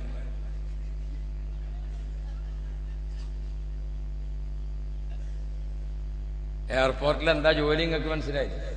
ഇവിടെ വരുമ്പോ എനിക്ക് എവിടെ പണി? എനിക്ക് എയർപോർട്ടിൽ. മറ്റവനെന്താ പണി? എനിക്ക് ക്ലീനിങ് സെക്ഷൻ എന്നൊക്കെ പറയും. നമ്മളെ ആൾക്കാർ വിചാരിച്ചപ്പോ ഭയങ്കര എന്തോ സംഗതിയാണ്. അല്ലാഹു റബ്ബി. അബുദാബിയിൽ ഒരു റൂമിൽ ഞാൻ താമസിക്കുമ്പോ 12 ആളുകളുണ്ട് അവിടെ. അപ്പൊ പത്രത്തിലൊരു വാർത്ത, അബുദാബി എയർപോർട്ടിലേക്ക് ജോലിക്ക് ഒഴിവുണ്ട് 12 തസ്തികയിലേക്ക്. ആ 12 വായിച്ചിട്ട് 1ാമത്തെ വായിച്ചു. അതിൽ നമുക്ക് കിട്ടൂല, 2 കിട്ടൂല, 3 കിട്ടൂല. അത് ഇവിടുന്ന് അങ്ങോട്ട് വായിച്ചാറുണ്ട് ഒരു ചങ്ങായി. അവിടുന്ന് ഇങ്ങോട്ട് ഏതായാലും വായിച്ചു പോന്നിട്ട് കാര്യമല്ല. പണ്ട് ഞങ്ങള് നന്ദിയിൽ ഓതനെന്നൊരു ചങ്ങായി ഉണ്ടായിരുന്നു. ഓനോട് ചോദിച്ചു എവിടുന്ന് നിസ്കരിച്ചു ചോദിച്ചു. ഞാൻ 1ാമത്തെ സൊഫലുണ്ടായിന്. 1ാമത്തെ സൊഫൽ എന്നിട്ട് ഞങ്ങളാരും കണ്ടില്ലല്ലോ. നിങ്ങൾ 1ാമത്തെ സൊഫൽ ഉണ്ടാവില്ല, ഉണ്ടാവുമ്പോഴല്ലേ കാണാം. ഓ ഞങ്ങളെ മേത്തേക്ക് എടുക്കുക. അപ്പൊ എല്ലാം കൂടി അവസാനം നമ്മൾ ഇവനോട് 2-3 പ്രാവശ്യം ഇപ്പൊ ഇങ്ങനെ പറഞ്ഞപ്പോ ഞാൻ ചോദിച്ചു, 1ാമത്തെ സൊഫല് നമ്മൾ എന്നെ നോക്കിയിട്ട് കണ്ടിട്ടില്ലല്ലോ, എവിടുന്ന് നിങ്ങൾ സൊഫ എണ്ണിയത്? അവളും കരിയെന്ന് എണ്ണണം, അപ്പോഴാ ഞാൻ 1ാമത്തെ ഇരിക. അപ്പോ എന്ന മാതിരി നമ്മള് പത്രത്തിൽ ഇത് വന്ന് നോക്കുമ്പോ പേര് പറഞ്ഞിട്ട് ഇവിടുന്ന് അങ്ങോട്ട് വായിച്ചു നോക്കാം. അപ്പത്തെ ശരിയാണ്. 12ാമത്തെയും 11ാമത്തെയും 1 മുതൽ 10 വരെ നമ്മളെ കുട്ടികൾക്ക് ജോലി കിട്ടൂല. കാരണം അതിന് വിദ്യാഭ്യാസം വേണം, അതിന് യോഗ്യത വേണം, അതിന് വർക്ക് എക്സ്പീരിയൻസ് വേണം. അതൊന്നും നമ്മളെ കുട്ടിയേക്കില്ല. പിന്നെന്താ ഉള്ളത്? 11ാമത്തത് ട്രോളി ഉന്തരാൻ. അപ്പത്തിന് പേര് കുപ്പായം മാറ്റി ട്രോളി ഉന്തണ പണിക്ക് പോകാൻ വേണ്ടി ഉഷാറാക്കി. നമ്മളെ പിടിച്ച കൊടി നന്നാകായിട്ടല്ല, വിവരമില്ലായിട്ടാണ്. പഴയ കാലത്ത് പോയി നോക്കിയിരിക്കുന്ന ആളുകളൊക്കെ എന്താണ്? അറബിന്റെ കുക്ക് അല്ലേ? അതിന് നമുക്ക് പണി കിട്ടാനുള്ളൂ. ഒരു പണി കിട്ടാതെ വയന്ന് നിന്നപ്പോ ഒരു ചങ്ങായിനോടെ എനിക്ക് ഭാഷ അറിയിച്ചു. ഭാഷ ഒന്നും അറിയില്ല. ഒരു കാര്യം ചെയ്യും, നല്ല അറബികളുണ്ടാവും, അവരെ കാണുമ്പോഴേ യാ അർബാബ് യുരീദ് തബ്ബാഖ് എന്ന് ചോദിച്ചാൽ മതിയോ അറബിനോടെ. മലയാളി നിങ്ങൾക്ക് പിന്നെ കിച്ചണിൽ ഭക്ഷണം ഉണ്ടാക്കാൻ ആളെ ആവശ്യമുണ്ടോ എന്നുള്ള അർത്ഥം യാ അർബാബ് യുരീദ് തബ്ബാഖ് എന്ന് ചോദിച്ചാൽ മതിയാണ്. ഇവ ഇരുന്ന് അത് പഠിച്ചു. യാ അർബാബ് യുരീദ് തബ്ബാഖ്, യാ അർബാബ് യുരീദ് തബ്ബാഖ്. ഇതിങ്ങനെ ചൊല്ലി പഠിച്ച് മാർക്കറ്റിൽ പോയി അറബികളെ വണ്ടിയെല്ലാം കൂടി വന്ന് നിർത്തി 5-6 അറബ്, ഒരു അറബി ആ കാർന്ന്, ഒരു അറബി ഈ കാർന്ന്, ഇതെല്ലാം കൂടി ആയപ്പോഴത്തേന് ഇവനാകെ ബേജാറായി. ഒരു അറബിന്റെ അടുത്തേക്ക് പാഞ്ഞാണ് ചെന്നിട്ട് യാ തബ്ബാഖ് യുരീദ് അർബാബ് എന്ന് ചോദിച്ചു. ഞമ്മക്ക് കിട്ടുന്ന അറബി 10 ഉള്ളൂ. നമ്മളെ ഇംഗ്ലീഷിന്റെ വർത്തമാനത്തേക്ക് ഇപ്പൊ ഞാൻ കിടക്കണില്ല. ഇവിടെ ഭയങ്കര സിന്ദാബാദൊക്കെ വിളിച്ചിട്ട് കൊടി അങ്ങോട്ട് വിദ്യാഭ്യാസ വകുപ്പ് മുഴുവനും നമ്മളെടുത്ത് എല്ലാം നമ്മളെന്നെ. വിവരമില്ല. ഗൾഫ് രാജ്യത്ത് നമ്മൾ ചെന്ന് നോക്കുമ്പോൾ ആ ഗൾഫിന്റെ മണലാരണ്യത്തിൽ കഷ്ടപ്പെടുന്ന ജോലിയാണ് നമുക്ക് ചെയ്യേണ്ടി വന്നത്. കഷ്ടപ്പെടുന്ന ജോലിയാണ് ചെയ്യേണ്ടി വന്നത്. എന്തുകൊണ്ട്? വിദ്യാഭ്യാസമില്ല. ബഹുമാനപ്പെട്ട ശൈഖുന കാന്തപുരം ഉസ്താദ് ബഹുമാനപ്പെട്ടവർ നമ്മുടെ ഈ ചോര പൈതലുകളായ യതീം മക്കൾക്കും പാവപ്പെട്ടവന്റെ കുടുംബത്തിലെ മക്കൾക്കും പണക്കാരന്റെ മക്കൾക്കും ഒരുപോലെ ഇരുത്തിയിട്ട് അവർക്ക് ബിരുദവും ബിരുദാനന്തര ബിരുദവും അവർക്ക് നൽകി, വിദ്യാഭ്യാസം നൽകി. ആ വിദ്യാഭ്യാസം നൽകി അവരെ വളർത്തി ഉയർത്തി കൊണ്ടുവന്നിട്ട് സുബ്ഹാനല്ലാഹ്, അബുദാബിയിലെ അർദ്ധ സർക്കാർ സ്ഥാപനമാണ് അവിടുത്തെ petroleum company, ADNOC company.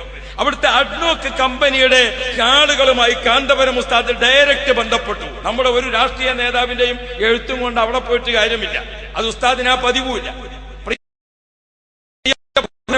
Kanthapuram ഉസ്താദ് അബുദാബിയിലെ അഡ്നോക്ക് പെട്രോളിയം കമ്പനിയുമായി ബന്ധപ്പെട്ട് ബഹുമാനപ്പെട്ട മർക്കസിൽ നിന്ന് പഠനം പൂർത്തിയാക്കുന്ന കുട്ടികൾക്ക് ആ കമ്പനിയുടെ തൊഴിൽ കൊടുക്കാൻ ഉസ്താദ് സംസാരിച്ചു. പ്രിയപ്പെട്ട സഹോദരന്മാരെ, അവിടെ നിന്ന് കമ്പനിയുടെ ഉത്തരവാദപ്പെട്ടവർ വന്നു, മർക്കസിൽ വന്ന് കുട്ടികളെ നേരിട്ട് ഇന്റർവ്യൂ ചെയ്തു. അവരെ അറബിയിൽ സംസാരിക്കുന്നു, അവർ ഇംഗ്ലീഷിൽ സംസാരിക്കുന്നു, അവർ കർണാടകത്തിൽ സംസാരിക്കുന്നു. അല്ലാ, അറബിയിലും ഇംഗ്ലീഷിലും ഉറുദുവിലും ഒരുപോലെ സംസാരിക്കുന്ന മക്കളെ കണ്ടപ്പോൾ കമ്പനി മാനേജർ അവർക്ക് ജോലി കൊടുക്കുകയാണ്. അല്ലാഹു റബ്ബി, മർക്കസിന്റെ കെയർ ഓഫിൽ മാത്രം പ്രിയപ്പെട്ട സഹോദരന്മാരെ, അനാഥ മക്കളും പാവപ്പെട്ട മക്കളും അല്ലാത്ത മക്കളുമായി മർക്കസിൽ പഠിച്ചിരിക്കുന്ന കുട്ടികളിൽ 3000-ലധികം വരുന്ന മക്കൾ ഇന്ന് ഗൾഫിന്റെ മണലാരണ്യത്തിൽ ബഹുമാനപ്പെട്ട കാന്തപുരം ഉസ്താദിന്റെ സഹായത്തോടു കൂടി ലഭിച്ചിരിക്കുന്ന ജോലി ചെയ്തുകൊണ്ടിരിക്കുന്ന ആളുകളുണ്ട്. നമ്മുടെ ഇന്ത്യ മഹാരാജ്യത്ത് മന്ത്രിമാരോ തന്ത്രിമാരോ രാഷ്ട്രീയ നേതാക്കളോ അല്ലാത്തവരോ ആർക്കും സാധിക്കാത്തതാണ് ബഹുമാനപ്പെട്ട ശൈഖുനാ കാന്തപുരം ഉസ്താദ് ഈ രാജ്യത്തിന് സേവനമായി ചെയ്തത്. വഅഹ്സിനൂ, നിങ്ങൾ ഇഹ്സാൻ ചെയ്യുവീൻ. ഉസ്താദിന് അല്ലാഹു കൊടുത്തിരിക്കുന്ന നിഅമത്ത് അത് ജനങ്ങൾക്കൊക്കെ ഉപകാരപ്രദമായി ഉപയോഗിക്കുക. 2 വർഷം മുമ്പ് ഞങ്ങൾ അബുദാബിയിലെ ഓഫീസിലിരിക്കുമ്പോൾ മണ്ണാർക്കാട് നിന്നുള്ള ഒരു കുട്ടി, ആ കുട്ടി വന്നിട്ട് ചോദിക്കുന്നു, വാപ്പ വന്നു എന്ന് പറഞ്ഞു. എവിടെ? ഞങ്ങളൊക്കെ അത്ഭുതപ്പെട്ട് ഈ കുട്ടിന്റെ വാപ്പ ആരാണാവോ? ആ കുട്ടി വന്ന്, വാപ്പ വന്നു, ആരാ മോനെ? അപ്പൊ ആ കുട്ടി ചോദിക്കുന്നത് ബഹുമാനപ്പെട്ട AP ഉസ്താദിനെയാണ്. മണ്ണാർക്കാട് ഒരു അൺലോഡിംഗ് തൊഴിലാളി, അദ്ദേഹം ജോലിക്കിടയിൽ മരണപ്പെട്ടു. ചെറിയ 2 കുട്ടികളാണ് അദ്ദേഹത്തിനുള്ളത്. ആ 2 മക്കളെയും പിടിച്ചുകൊണ്ട് പിന്നീട് വിധവയായ ഉമ്മ, വിധവയായ ഭാര്യ മർക്കസിന്റെ വരാന്തയിലെത്തി. ആ കുഞ്ഞുങ്ങളെ മൂത്ത കുട്ടിയെ അവിടെ ചേർത്തു. ചെറിയ കുട്ടിയെ ചേർക്കാൻ അന്ന് മർക്കസിൽ സംവിധാനമില്ല. ആ ഉമ്മ വാവിട്ട് കരഞ്ഞപ്പോൾ ഉസ്താദ് ആ 2 കുട്ടികളെയും അവിടെ ചേർക്കാനും ആ ഉമ്മയോട് അവിടെയുള്ള ചെറിയ മക്കൾക്ക് വസ്ത്രം അലക്കി കൊടുക്കാനും ഭക്ഷണം വാരിക്കൊടുക്കാനും ഒക്കെയുള്ള സേവനം ചെയ്യാനും അങ്ങനെ അവിടെ ഏൽപ്പിച്ചു. ആ 2 കുട്ടികളും കൊച്ചു മക്കൾ AP ഉസ്താദിന്റെ തണലിൽ വളർന്നു. വളർന്ന് വളർന്ന് വളർന്ന് ആ കുട്ടി പഠനം പൂർത്തിയാക്കി. അല്ലാഹു റബ്ബി, ഇന്ത്യ മഹാരാജ്യത്തിലെ വലിയ യൂണിവേഴ്സിറ്റിയിൽ നിന്ന് ബിരുദം പൂർത്തിയാക്കിയ ആ കുട്ടിക്ക് അഡ്നോക്ക് കമ്പനിയിലെ അക്കൗണ്ട് സെക്ഷനിൽ ആ കുട്ടിക്ക് ജോലി കിട്ടി. CA പൂർത്തിയാക്കിയിരിക്കുന്ന ആ കുട്ടിക്ക് അവിടുത്തെ അക്കൗണ്ട് സെക്ഷനിൽ ജോലി കിട്ടി. ബഹുമാനപ്പെട്ട AP ഉസ്താദിന്റെ കെയറോഫിൽ ആ കുട്ടി പോയി. ആ ഇന്ത്യയുടെ 60,000 രൂപയാണ് ആ കുട്ടിക്ക് അന്ന് സ്റ്റാർട്ടിംഗ് ശമ്പളം കിട്ടിയിട്ടുള്ളത്. ആ ശമ്പളം കിട്ടിയ പണവും കയ്യിൽ പിടിച്ചുകൊണ്ട് ആദ്യത്തെ ശമ്പളം ആ കുട്ടി വാപ്പാനെ ഏൽപ്പിക്കാൻ വേണ്ടി വന്നതാണ്. ബഹുമാനപ്പെട്ട ശൈഖുനാ AP ഉസ്താദ് വന്നപ്പോൾ ആ കുഞ്ഞിനെ കണ്ടതോടുകൂടെ ഒരു വല്ലിപ്പ പേരക്കുട്ടിയെ കണ്ടതുപോലെ വല്ലാത്തൊരു കൗതുകം. സുബ്ഹാനല്ലാഹ്, ആ കുട്ടി കരഞ്ഞുകൊണ്ട് ഉപ്പയുടെ കൈപിടിച്ച് മുത്തിയിട്ട് സന്തോഷത്തിന്റെ കണ്ണുനീർ. ആ കുട്ടി ആ പണം ബഹുമാനപ്പെട്ട AP ഉസ്താദിനെ ആ ദിർഹംസ് ഏൽപ്പിച്ചപ്പോൾ ഉസ്താദ് ആ ദിർഹംസിൽ നിന്ന് 100 ദിർഹംസ് ഇങ്ങോട്ട് എടുത്തു. ബാക്കി ആ കുട്ടിയുടെ കയ്യിൽ തന്നെ കൊടുത്തിട്ട് ഉമ്മാക്ക് അയച്ചു കൊടുത്തോ മോനെ എന്ന് പറഞ്ഞിട്ട് പറഞ്ഞു, 100 ദിർഹംസ് നീ എല്ലാ മാസവും ശമ്പളം കിട്ടുമ്പോൾ 100 ദിർഹംസ് മർക്കസിലേക്ക് മാറ്റി വെക്കണം. നീ പഠിച്ചതുപോലെ, നിനക്കിപ്പോ വരുമാനമായില്ലേ, നീ പഠിച്ചതുപോലെ നിന്റെ വരുമാനം കൊണ്ട് ഇനി മുതൽ മറ്റൊരു കുട്ടി പഠിക്കട്ടെ എന്ന് പറഞ്ഞുകൊണ്ട് ഉസ്താദ് 100 ഇങ്ങോട്ട് എടുത്തിട്ട് ബാക്കി ആ കുട്ടിയുടെ കയ്യിലേക്ക് തിരിച്ചേൽപ്പിക്കുകയാണ്. ഓ പ്രിയപ്പെട്ട സഹോദരങ്ങളെ, ഇന്ത്യ മഹാരാജ്യത്ത് ഒരു യതീമായ കുട്ടിയെ ചോര പൈതലിനെ വളർത്തി പഠിപ്പിച്ച് ഉയർത്തി ആ കുട്ടിക്ക് ഉന്നതമായ ബിരുദം നൽകിയിട്ട് അഡ്നോക്ക് പോലത്തെ ഒരു വേൾഡ് കമ്പനിയിൽ ജോലി വാങ്ങിക്കൊടുക്കുമാറുള്ള ഒരു സേവനം ചെയ്യുന്ന ഒരു മഹാ നേതാവ് ഇന്ത്യ രാജ്യത്ത് മുസ്ലിംകളിലോ അല്ലാത്ത മതവിഭാഗത്തിലോ രാഷ്ട്രീയത്തിലോ ഏതെങ്കിലും രംഗത്തുണ്ടെങ്കിൽ ബഹുമാനപ്പെട്ട ശൈഖുനാ കാന്തപുരം ഉസ്താദ് മാത്രമാണ്. അത് ഉസ്താദിന്റെ വിശുദ്ധ ഖുർആൻ നിങ്ങൾ ഇഹ്സാൻ ചെയ്യുകയും അള്ളാഹു നിങ്ങൾക്ക് നിഅമത്ത് ചെയ്തിട്ടുണ്ടെങ്കിൽ ആ നിഅമത്ത് മറ്റുള്ളവർക്ക് ഉപകാരപ്രദമാവണം. ഓ പ്രിയപ്പെട്ട സഹോദരങ്ങളെ, നിങ്ങൾ ഓർത്തു നോക്കൂ, എത്രായിരം മക്കളാണ്. ആ മക്കൾ ഇന്ന് അവരുടെ പട്ടിണി കിടക്കുന്ന കുടുംബത്തെ ആ കുഞ്ഞുങ്ങൾ പോറ്റുമ്പോൾ എത്രായിരം ഉമ്മമാരാണ് ഉസ്താദിനു വേണ്ടി പ്രാർത്ഥിക്കുന്നത്, എത്രായിരം കുടുംബങ്ങളാണ് ഉസ്താദിനു വേണ്ടി പ്രാർത്ഥിക്കുന്നത്. ഓ പ്രിയപ്പെട്ട സഹോദരങ്ങളെ, ഇതുപോലത്തെ ഒരു സേവനം ചെയ്യുന്ന ഒരു പണ്ഡിതനെ, ഒരു നേതാവിനെ, ഒരു നേതൃത്വത്തെ ബഹുമാനപ്പെട്ട കാന്തപുരം ഉസ്താദിനെ അല്ലാതെ നിങ്ങൾക്ക് ആരെയാണ് ചൂണ്ടിക്കാണിക്കാനുള്ളത്? അഷ്റഫുൽ വറ മുഹമ്മദുർ റസൂലുള്ളാഹി മുത്തുനബി സല്ലല്ലാഹു അലൈഹി വസല്ലം, പരിശുദ്ധ ഇസ്ലാം, അതിന്റെ സൗന്ദര്യം നമുക്ക് ആസ്വദിച്ച് ജീവിക്കാൻ നമുക്ക് പഠിപ്പിച്ചു തന്നിട്ടുണ്ട്. പഠിപ്പിച്ചു തന്നത് ഖുലഫാഉൽ അർബഈനിലൂടെ, അഖ്താബുൽ അർബഈനിലൂടെ, അയിമ്മത്തുൽ അർബഈനിലൂടെ നമുക്കത് പകർത്തിയെടുത്തത് അത് ഈ കാലഘട്ടത്തിലെ ജനങ്ങൾക്ക് പഠിപ്പിച്ചു കൊടുക്കുകയാണ് കാന്തപുരം ഉസ്താദ് ചെയ്തുകൊണ്ടിരിക്കുന്നത്. ഓ പ്രിയപ്പെട്ട സഹോദരങ്ങളെ, നമ്മുടെ കേരളത്തിൽ ഒരു വിദ്യാഭ്യാസ മുന്നേറ്റം ഗൾഫ് രാജ്യങ്ങളിലും മറ്റുമൊക്കെ ആയപ്പോ ഒട്ടേറെ ഒരു വിദ്യാഭ്യാസ മുന്നേറ്റത്തിന്റെ കാലഘട്ടമായി. ചെറുപ്പക്കാർക്കൊക്കെ ബോധ്യപ്പെട്ടു, വിദ്യാഭ്യാസം ഉണ്ടെങ്കിലേ രക്ഷപ്പെടൂ, ചായക്കട തുടങ്ങണമെങ്കിലും വേണം വിദ്യാഭ്യാസം ഉണ്ടാകാന്ന രീതിയായി. നമ്മുടെ ചെറുപ്പക്കാരൊക്കെ അവരുടെ മക്കളെ പഠിപ്പിക്കണം എന്നൊരു രീതിയിൽ വന്നു. അപ്പോൾ പല മിഷനറിമാരും അതേപോലെ തന്നെ വിദ്യാഭ്യാസം എന്നതിന്റെ പേരിൽ നമ്മുടെ വിശ്വാസത്തെ തന്നെ തെറ്റിക്കുന്ന പലവിധ ആളുകളും രംഗത്ത് വന്നപ്പോൾ ബഹുമാനപ്പെട്ട ശൈഖുനാ കാന്തപുരം ഉസ്താദ് മർക്കസിലൂടെ ഒരു വിദ്യാഭ്യാസ വിപ്ലവം നമ്മുടെ കേരളത്തിൽ ആദ്യമായി നടത്തി. നോക്കൂ നിങ്ങൾ, എന്തായിരുന്നു ആ വിദ്യാഭ്യാസ വിപ്ലവം? ഒരു കുടക്കീഴിൽ രണ്ട് വിദ്യാഭ്യാസം. രണ്ട് വിദ്യാഭ്യാസം ഒരു കുടക്കീഴിൽ എന്ന് പറയുമ്പോൾ അത് ഒരു വ്യവസ്ഥാപിതമായ കരിക്കുലത്തിലൂടെയാണ് അത് നടപ്പാക്കിയെടുത്തത്. അഥവാ നമ്മുടെ രാജ്യം ഒരു ജനാധിപത്യ രാജ്യമാണ്, നമ്മുടെ രാജ്യം ഒരു മതസൗഹാർദ്ദത്തിന്റെ രാജ്യമാണ്. ഒരു ബെഞ്ചിലിരിക്കുന്ന കുട്ടിയോട് പേര് ചോദിച്ചാൽ ഒരാൾ ജോസഫ്, അത് അയാളെ മതത്തെ സൂചിപ്പിക്കുന്നു. മറ്റേയാള് ശ്രീകൃഷ്ണൻ, അയാളുടെ മതത്തെ സൂചിപ്പിക്കുന്നു. മറ്റേയാള് മുഹമ്മദ്, അയാളുടെ മതത്തെ സൂചിപ്പിക്കുന്നു. മറ്റേത് സൈൽ സിംഗ്, അത് അയാളുടെ മതത്തെ സൂചിപ്പിക്കുന്നു. പേരുകൊണ്ട് തന്നെ മതത്തിന്റെ സൂചന ലഭിക്കും. ഇങ്ങനെയാണ് നമ്മുടെ നാട്ടിലെ വിദ്യാഭ്യാസ സ്ഥാപനങ്ങളുള്ളത്. എങ്കിൽ നമ്മുടെ കൊച്ചു മക്കൾക്ക് ചെറുപ്പത്തിലെ ആ മതസൗഹാർദ്ദം അവർക്ക് ഊട്ടിയുറപ്പിക്കണം. അതോടൊപ്പം മുസ്ലിംകളായ കുട്ടികൾ ഇസ്ലാമിനെ നല്ല പോലെ പഠിക്കണം. അതിന് ബഹുമാനപ്പെട്ട കാന്തപുരം ഉസ്താദ് A apple, bay bat, C കാറ്റ് ഇങ്ങനെ അക്ഷരമാല പഠിപ്പിക്കുന്നിടത്ത് അത് പഠിപ്പിക്കുന്നതോടൊപ്പം എ അല്ലാഹ്, ബി ബുദ്ധൻ, സി ക്രൈസ്റ്റ്, ഡി ദേവി അക്ഷരമാലയിലൂടെ മതസൗഹാർദ്ദം പഠിപ്പിക്കുക. മതങ്ങൾ അത് സ്നേഹമാണ്, മതങ്ങൾ അത് ആദരവാണ്, മതങ്ങൾ അത് അനുസരണമാണ്, മതങ്ങൾ അക്രമം അല്ല. മതങ്ങളും പ്രത്യയശാസ്ത്രങ്ങളും മനുഷ്യനെ പഠിപ്പിക്കുന്നത് വൈകാരികതയല്ല. മതങ്ങളും പ്രത്യയശാസ്ത്രങ്ങളും മനുഷ്യനെ പഠിപ്പിക്കുന്നത് തീവ്രവാദവും ഭീകരവാദവും അല്ല.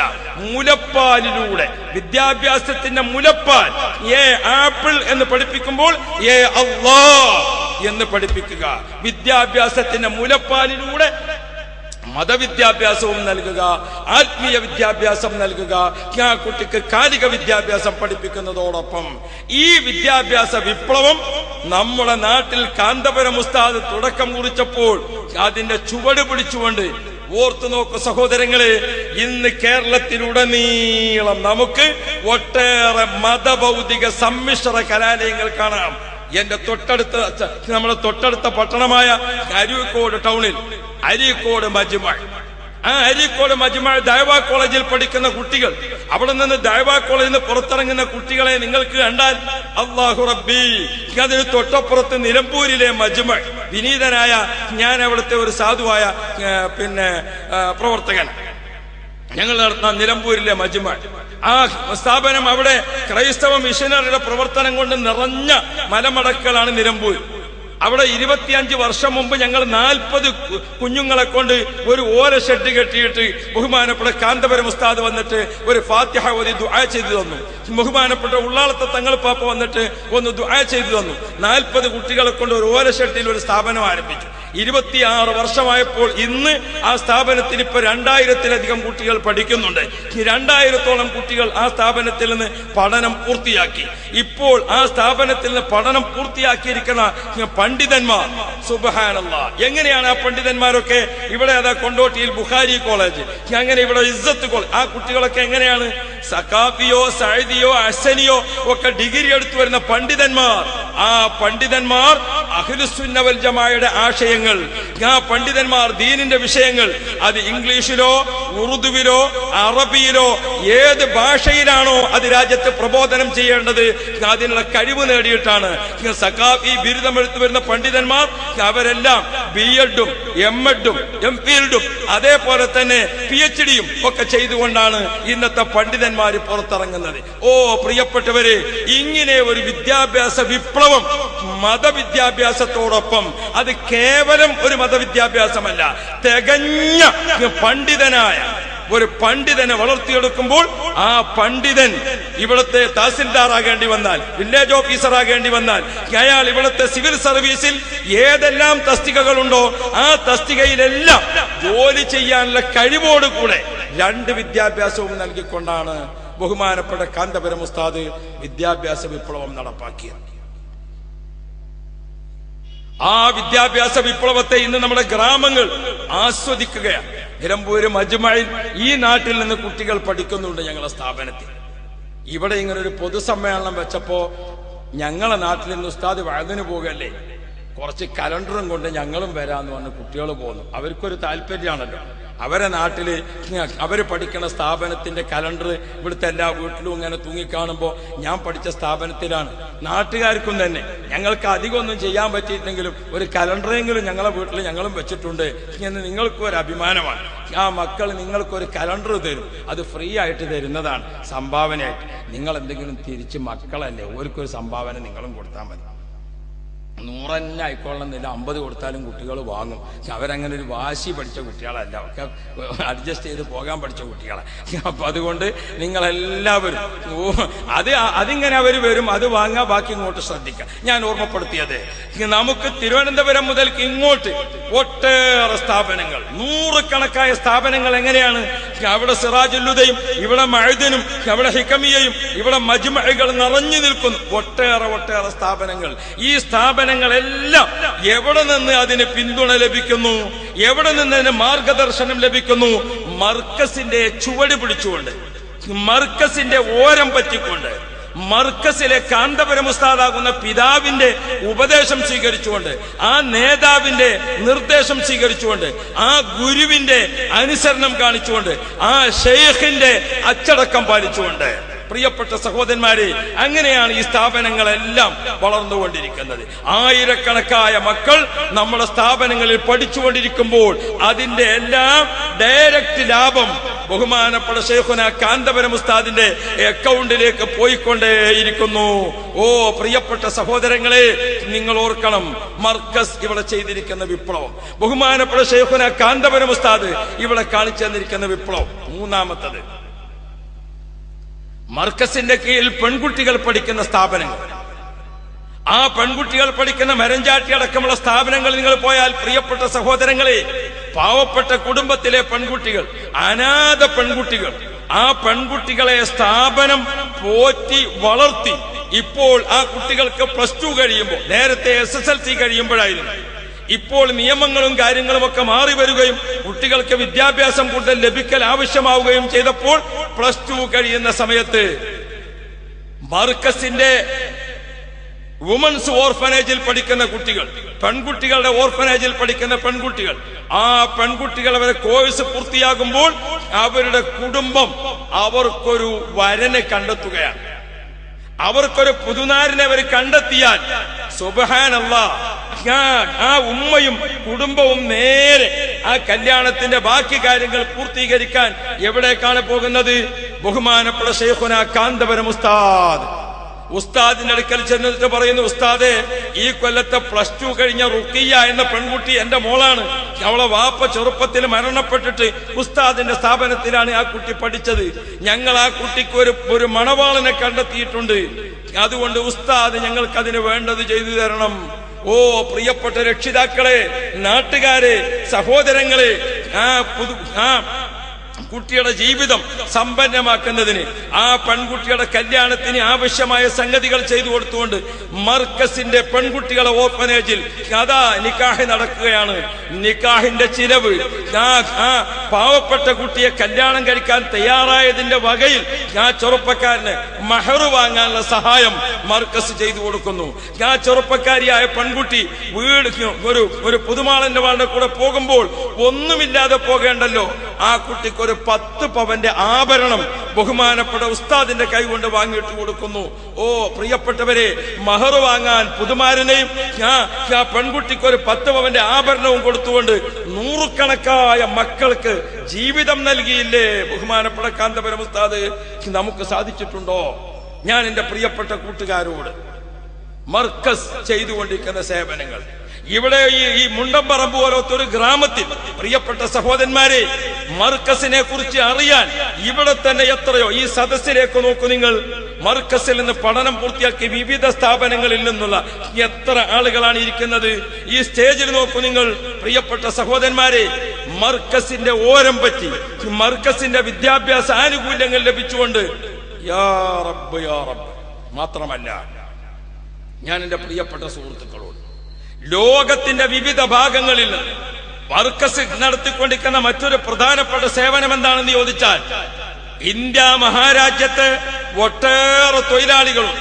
ആ തൊഴിലാളികളെല്ലാം അധികമായും തൊഴിൽ ചെയ്യുന്നത് മുസ്ലിങ്ങൾ, വിശേഷിച്ചും GCCയുടെ രാഷ്ട്രങ്ങളിലാണ്. GCCയുടെ രാഷ്ട്രങ്ങളിൽ നിന്ന് അവിടുത്തെ പണ്ഡിതന്മാരെയും അവിടുത്തെ വകുപ്പ് മേധാവികളെയും അവിടുത്തെ ഭരണരംഗത്തുള്ള രാഷ്ട്രീയ നേതാക്കളെയും അവിടുത്തെ ഉന്നത വ്യവസായികളെയും അവിടുത്തെ ഉന്നത വ്യാപാരികളെയും എല്ലാം നമ്മുടെ മർക്കസിൽ കൊണ്ടുവന്ന്, പ്രിയപ്പെട്ട സഹോദരന്മാരെ, ഇന്ത്യയിലെ മുസ്ലിങ്ങളും മറ്റു മതക്കാരും സൗഹാർദ്ദത്തോടുകൂടെ കഴിയുന്നു. ഇന്ത്യൻ മുസ്ലിങ്ങൾ സുരക്ഷിതരാണ്. ഇന്ത്യൻ മുസ്ലിങ്ങൾ സുരക്ഷിതരാണ്. ഇവിടുത്തെ ഹൈന്ദവരും മുസ്ലിങ്ങളും തമ്മിൽ, ഇവിടുത്തെ ക്രൈസ്തവരും മുസ്ലിങ്ങളും തമ്മിൽ, ഇവിടുത്തെ ബുദ്ധമതക്കാരും മുസ്ലിങ്ങളും തമ്മിൽ, ഇവിടുത്തെ സിഖ് മതക്കാരും മുസ്ലിങ്ങളും തമ്മിൽ ഒരു നിലക്കും സംഘടനകളില്ല, കുഴപ്പങ്ങളില്ല, കലഹങ്ങളില്ല എന്ന് വിദേശ രാഷ്ട്ര പ്രതിനിധികളെ ബോധ്യപ്പെടുത്തിക്കൊണ്ട് നമ്മുടെ രാജ്യവും അയൽ രാജ്യങ്ങളും നമ്മുടെ രാജ്യവും അറബ് രാഷ്ട്രങ്ങളും തമ്മിൽ ഏറ്റവും നല്ല ബന്ധം സ്ഥാപിക്കുന്നതിന് വലിയ പങ്കാളിത്തം വഹിച്ച മഹാനാണ് ബഹുമാനപ്പെട്ട ശൈഖുനാ കാന്തപുരം ഉസ്താദ്. ഇന്ത്യ ഗവൺമെന്റ് ഓരോ രാജ്യത്തേക്ക് പ്രത്യേകം അംബാസഡർമാരെ നിശ്ചയിക്കുമ്പോൾ ബഹുമാനപ്പെട്ട ശൈഖുനാ കാന്തപുരം ഉസ്താദ് വേൾഡിൽ ഒരു അംബാസഡറായി ഈ രാജ്യത്തിന് വേണ്ടി പ്രവർത്തിക്കുന്നുണ്ട്. നമ്മൾ മനസ്സിലാക്കണം, ഈ 37 വർഷത്തിനുള്ളിൽ ലോകത്തിന്റെ ഏതെല്ലാം രാഷ്ട്രങ്ങളിൽ നിന്നുള്ള പ്രതിനിധികൾ നമ്മുടെ കോഴിക്കോട് വന്നു, നമ്മുടെ മർക്കസിന്റെ സമ്മേളനത്തിൽ വന്നു. സുബ്ഹാനല്ലാഹ്, കഴിഞ്ഞ മർക്കസ് സമ്മേളനത്തിന്റെ പൊതുസമ്മേളനം നടക്കുമ്പോൾ 18 രാജ്യങ്ങളിൽ നിന്നുള്ള പ്രതിനിധികൾ സ്റ്റേജിലിരിക്കുന്നുണ്ട്. അതൊന്നും വലിയ വലിയ വലിയ വ്യക്തിത്വങ്ങളാണ് മുഴുവൻ. പ്രിയപ്പെട്ട സഹോദരന്മാരെ, വിവിധ രാഷ്ട്രങ്ങളുടെ അംബാസഡർമാർ, ഈജിപ്തിന്റെ അംബാസഡർ, തുർക്കിയുടെ അംബാസഡർ, അങ്ങനെ അങ്ങോട്ട് തുടങ്ങിയിട്ട് വലിയ വലിയ രാജ്യങ്ങളിലെ അംബാസഡർമാരടക്കം നമ്മുടെ ഗവൺമെന്റ് ഓരോ സ്ഥലത്തേക്കും ഒരു അംബാസഡറെ നിശ്ചയിക്കുമ്പോൾ ബഹുമാനപ്പെട്ട ശൈഖുനാ കാന്തപുരം ഉസ്താദ് നമ്മുടെ അയൽ രാജ്യങ്ങളെല്ലാം നമ്മുടെ രാഷ്ട്രത്തെ പരിചയപ്പെടുത്തുന്നതിൽ എല്ലാ രാജ്യത്തേക്കുമുള്ള ഒരു അംബാസഡറായി വർക്ക് ചെയ്യുന്നു കാന്തപുരം ഉസ്താദ്. അതുകൊണ്ട് തന്നെ ഇവിടുത്തെ ഭരണകർത്താക്കൾ, ഇന്ത്യ കണ്ട പ്രൈം മിനിസ്റ്റർമാർ മുഴുവനും കാന്തപുരം ഉസ്താദിനോട് ആദരവ് കാണിച്ചിട്ടുണ്ട്. രാജീവ് ഗാന്ധി മുതൽ ഇങ്ങോട്ട് പ്രിയപ്പെട്ട സഹോദരന്മാരെ, എല്ലാ പ്രൈം മിനിസ്റ്റർമാരും കാന്തപുരം ഉസ്താദിനോട് ആദരവ് കാണിച്ചിട്ടുണ്ട്. കാരണം ഇന്ത്യ മഹാരാജ്യത്തിന്റെ മതസൗഹാർദ്ദം, ഇവിടത്തെ മുസ്ലിങ്ങൾ മറ്റെല്ലാ മതക്കാരിൽ നിന്നും വളരെ സൗഹാർദ്ദപരമായി ജീവിക്കുന്നു. ഇന്ത്യ രാജ്യം അറബ് രാഷ്ട്ര പ്രതിനിധികൾക്ക് ഇന്ത്യൻ മുസ്ലിങ്ങളുടെ സുരക്ഷിതത്വം അത് ബോധ്യപ്പെടുത്തി കൊടുക്കുന്നതിൽ ഒരു അംബാസഡറായി വർക്ക് ചെയ്യാൻ കാന്തപുരം ഉസ്താദിന് സാധിച്ചതുകൊണ്ടാണ് ഇന്ത്യയുടെ പ്രധാനമന്ത്രിമാർ, ഇന്ത്യയുടെ പ്രസിഡന്റുമാർ, ഇന്ത്യയുടെ ചീഫ് ജസ്റ്റിസുമാർ, ഇന്ത്യയുടെ വിവിധ സംസ്ഥാനങ്ങളിലെ മുഖ്യമന്ത്രിമാർ, ഇന്ത്യയുടെ വിവിധ സംസ്ഥാനങ്ങളിലെ ഗവർണർമാർ അവരെല്ലാം കാന്തപുരം ഉസ്താദിനോട് ഒരു ബഹുമാനം കാണിക്കുന്നത്. ഈ രാഷ്ട്രത്തെ ലോക രാജ്യങ്ങൾക്ക് മുമ്പിൽ പരിചയപ്പെടുത്തുന്നതിലും ഈ രാജ്യത്തിന്റെ മതസൗഹാർദ്ദം മറ്റുള്ള രാഷ്ട്രത്തിൽ പരിചയപ്പെടുത്തുന്നതിലും കാന്തപുരം ഉസ്താദ് ചെയ്തിരിക്കുന്ന സേവനം ഇവിടുത്തെ ഗവൺമെന്റുകൾക്ക് ബോധ്യപ്പെട്ടതാണ്. അതുപോലത്തെ ഒരു നേതാവിനെ നമുക്കിവിടെ വേറെ പറയാനുണ്ടോ? പ്രിയപ്പെട്ട സഹോദരങ്ങളെ, ആരാണ് കാന്തപുരം ഉസ്താദ്? ഇപ്പൊ ഈയിടെ ബഹുമാനപ്പെട്ട കാന്തപുരം ഉസ്താദ് ഒരു കർണാടക യാത്ര നടത്തിയപ്പോൾ കർണാടകത്തിന്റെ ഗുൽബർഗിൽ നിന്ന് ആരംഭിച്ചിരിക്കുന്ന യാത്ര അത് മംഗലാപുരത്ത് അവസാനിപ്പിച്ചപ്പോൾ 3000 കിലോമീറ്ററാണ് ഉസ്താദ് യാത്ര ചെയ്തത്. കർണാടകത്തിന്റെ 20 ജില്ലകളിലാണ് ആ യാത്ര. ആ 20 ജില്ലകളിൽ ആ യാത്ര നടത്തിയപ്പോൾ പ്രിയപ്പെട്ട സഹോദരന്മാരെ, കർണാടകത്തിന്റെ മുഖ്യമന്ത്രി ഉൾപ്പെടെയുള്ള അവിടുത്തെ പ്രധാനമായ 10 മന്ത്രിമാർ ഉൾപ്പെടെയുള്ളവരാണ് യാത്രയിൽ ഉടനീളം വിവിധ വേദികളിൽ ഉസ്താദിനൊപ്പം സംസാരിച്ചത്. സമാപന സമ്മേളനത്തിൽ വന്ന മുഖ്യമന്ത്രി, പ്രിയപ്പെട്ട സഹോദരന്മാരെ, നിങ്ങളൊക്കെ വാർത്താമീഡിയകളിൽ കണ്ടിട്ടുണ്ടാകുമല്ലോ, കർണാടകത്തിന്റെ മുഖ്യമന്ത്രി മംഗലാപുരം സമ്മേളന വേദിയിൽ ഏകദേശം 2 മണിക്കൂറോളം സമയമാണ് അദ്ദേഹം ആ വേദി ചെലവഴിച്ചത്. സമ്മേളന നഗരിയിൽ ശക്തിയായ ഒരു മഴ വർഷിച്ചപ്പോൾ ഒരു കുട്ടിയും ആ സമ്മേളന വേദിയിൽ അനങ്ങുന്നില്ല. അപ്പോഴാണ് മുഖ്യമന്ത്രി ആ അച്ചടക്കം കണ്ട് അത്ഭുതപ്പെട്ടു പോയത്. ഇതുപോലത്തെ ഒരു ജനതയെ, ഇതുപോലത്തെ ഒരു വിഭാഗത്തെ എന്റെ ജീവിതത്തിൽ ഞാൻ ആദ്യമായിട്ടാണ് കാണുന്നത് എന്ന് അദ്ദേഹം ഓർമ്മപ്പെടുത്തുകയുണ്ടായി. ഓ പ്രിയപ്പെട്ട സഹോദരങ്ങളെ, കർണാടകത്തിന്റെ 20 ജില്ലകളിൽ ബഹുമാനപ്പെട്ട AP ഉസ്താദിന്റെ കർണാടക യാത്ര കഴിഞ്ഞപ്പോൾ ഒരു മെമ്മോറാണ്ടം തയ്യാറാക്കി. ആ മെമ്മോറാണ്ടം തയ്യാറാക്കിയപ്പോൾ ആ മെമ്മോറാണ്ടം മുഖ്യമന്ത്രിക്ക് സമർപ്പിച്ചു. മുഖ്യമന്ത്രി അത് മുഴുവനും വായിച്ച് കേട്ട് മനസ്സിലാക്കിയ ശേഷം അദ്ദേഹത്തിന്റെ പ്രസംഗത്തിൽ പറഞ്ഞു, കാന്തപുരം മുസ്ലിയാർ എന്റെ കയ്യിൽ തന്നിരിക്കുന്ന നിവേദനം അത് ഈ കർണാടകത്തിന്റെ വികസനത്തിൽ ഉസ്താദ് കൊടുത്തതിൽ എന്തുണ്ട്? കർണാടകത്തിൽ എയർപോർട്ട് സ്ഥാപിക്കേണ്ടതിനെ കുറിച്ചുണ്ട്, കർണാടകത്തിൽ റെയിൽവേയുടെ വികസനത്തെ കുറിച്ച് കൊടുത്തിട്ടുണ്ട്, കർണാടകത്തിൽ ഒട്ടേറെ രാജ്യത്തിന്റെ വികസനങ്ങളെ കുറിച്ചുള്ള സംവിധാനങ്ങൾ കൊടുത്തിട്ടുണ്ട്. ഒരു രാഷ്ട്രതന്ത്രജ്ഞൻ എന്ന രൂപത്തിലാണ് കാന്തപുരം എന്റെ കയ്യിൽ തന്ന നിവേദനത്തെ ഞാൻ കാണുന്നത് എന്ന് മുഖ്യമന്ത്രിയെ കൊണ്ട് പറയിപ്പിക്കാൻ സാധിച്ചത് ഉസ്താദിന്റെ അറിവാണ്, ഉസ്താദിന്റെ പരിചയമാണ്, ഉസ്താദിന്റെ യോഗ്യതയാണ്. അല്ലാഹുവേ ദീർഘായുസ്സ് കൊടുക്കണം റഹ്മാനെ. ഞാൻ ഓർമ്മപ്പെടുത്തുന്നത് ആ കർണാടക യാത്ര, പ്രിയപ്പെട്ട സഹോദരന്മാരെ, നമ്മുടെ കേരളത്തിൽ അങ്ങകലെ കാസർഗോഡ് നിന്ന് തിരുവനന്തപുരത്തേക്ക് ഒരു യാത്ര. ആ യാത്ര കേരളത്തിൽ വലിയ വിപ്ലവം സൃഷ്ടിച്ചു. അന്ന് കേരള യാത്രയിൽ ഉസ്താദ് പ്രധാനമായി ഇവിടുത്തെ MLA-മാരോട്, ഇവിടുത്തെ മന്ത്രിമാരോട്, അതേപോലെ തന്നെ കേരള യാത്ര തിരുവനന്തപുരത്ത് സമാപിച്ചപ്പോൾ മുഖ്യമന്ത്രിയുടെ മുമ്പിൽ വെച്ച ഏറ്റവും പ്രധാനപ്പെട്ടത് മദ്യമുക്ത കേരളം എന്നായിരുന്നു. മദ്യമുക്ത കേരളം എന്ന നിവേദനം മുഖ്യമന്ത്രിക്ക് സമർപ്പിച്ചു ഉസ്താദ്. നിങ്ങൾ നോക്കൂ, ആ കേരള യാത്ര കഴിഞ്ഞു. കാന്തപുരം ഉസ്താദ് കൊടുത്തിരിക്കുന്ന ആ മദ്യമുക്ത കേരളം അത് മന്ത്രിസഭ ചർച്ച ചെയ്തു, അത് ക്യാബിനറ്റ് ചർച്ച ചെയ്തു. ഇപ്പോൾ മദ്യമുക്ത കേരളം അത് നടപ്പാക്കിക്കൊണ്ടേയിരിക്കുകയാണ്. ഓ പ്രിയപ്പെട്ട സഹോദരന്മാരെ, ഇതുപോലത്തെ ഒരു നേതാവിനെ നമുക്ക് ഇന്ത്യ മഹാരാജ്യത്ത് മുസ്ലിംകളെ കൂട്ടത്തിൽ ലഭിച്ചപ്പോൾ ഓ സഹോദരങ്ങളെ, നാം അഭിമാനിക്കുക, നാം സന്തോഷിക്കുക.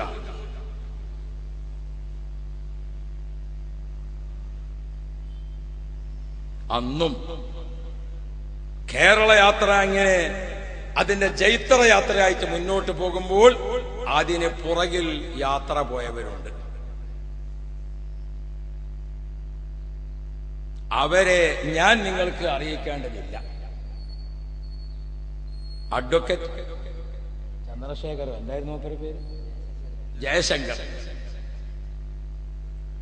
അഡ്വക്കേറ്റ് ജയശങ്കർ കർണാടക യാത്ര കഴിഞ്ഞ ശേഷം അദ്ദേഹം ആ കർണാടക യാത്രയും വാർത്തകളും ബാക്കിയെല്ലാം വിലയിരുത്തിയിട്ട് അഡ്വക്കേറ്റ് ജയശങ്കറിന്റെ വാരഫലം അതിൽ അദ്ദേഹം കൊടുത്തപ്പോൾ പറഞ്ഞു, ഇങ്ങനെയെല്ലാം ആണെങ്കിലും ഇതൊന്നും കാണാനും കേൾക്കാനും കണ്ണും കാതും മുളച്ചിട്ടില്ലാത്ത ഒരു കൂട്ടം ആളുകൾ ഇവിടെ ഉണ്ട് എന്ന് പറഞ്ഞുകൊണ്ട് അഡ്വക്കേറ്റ് ജയശങ്കർ വാർത്ത അവസാനിപ്പിച്ചപ്പോൾ പറഞ്ഞു,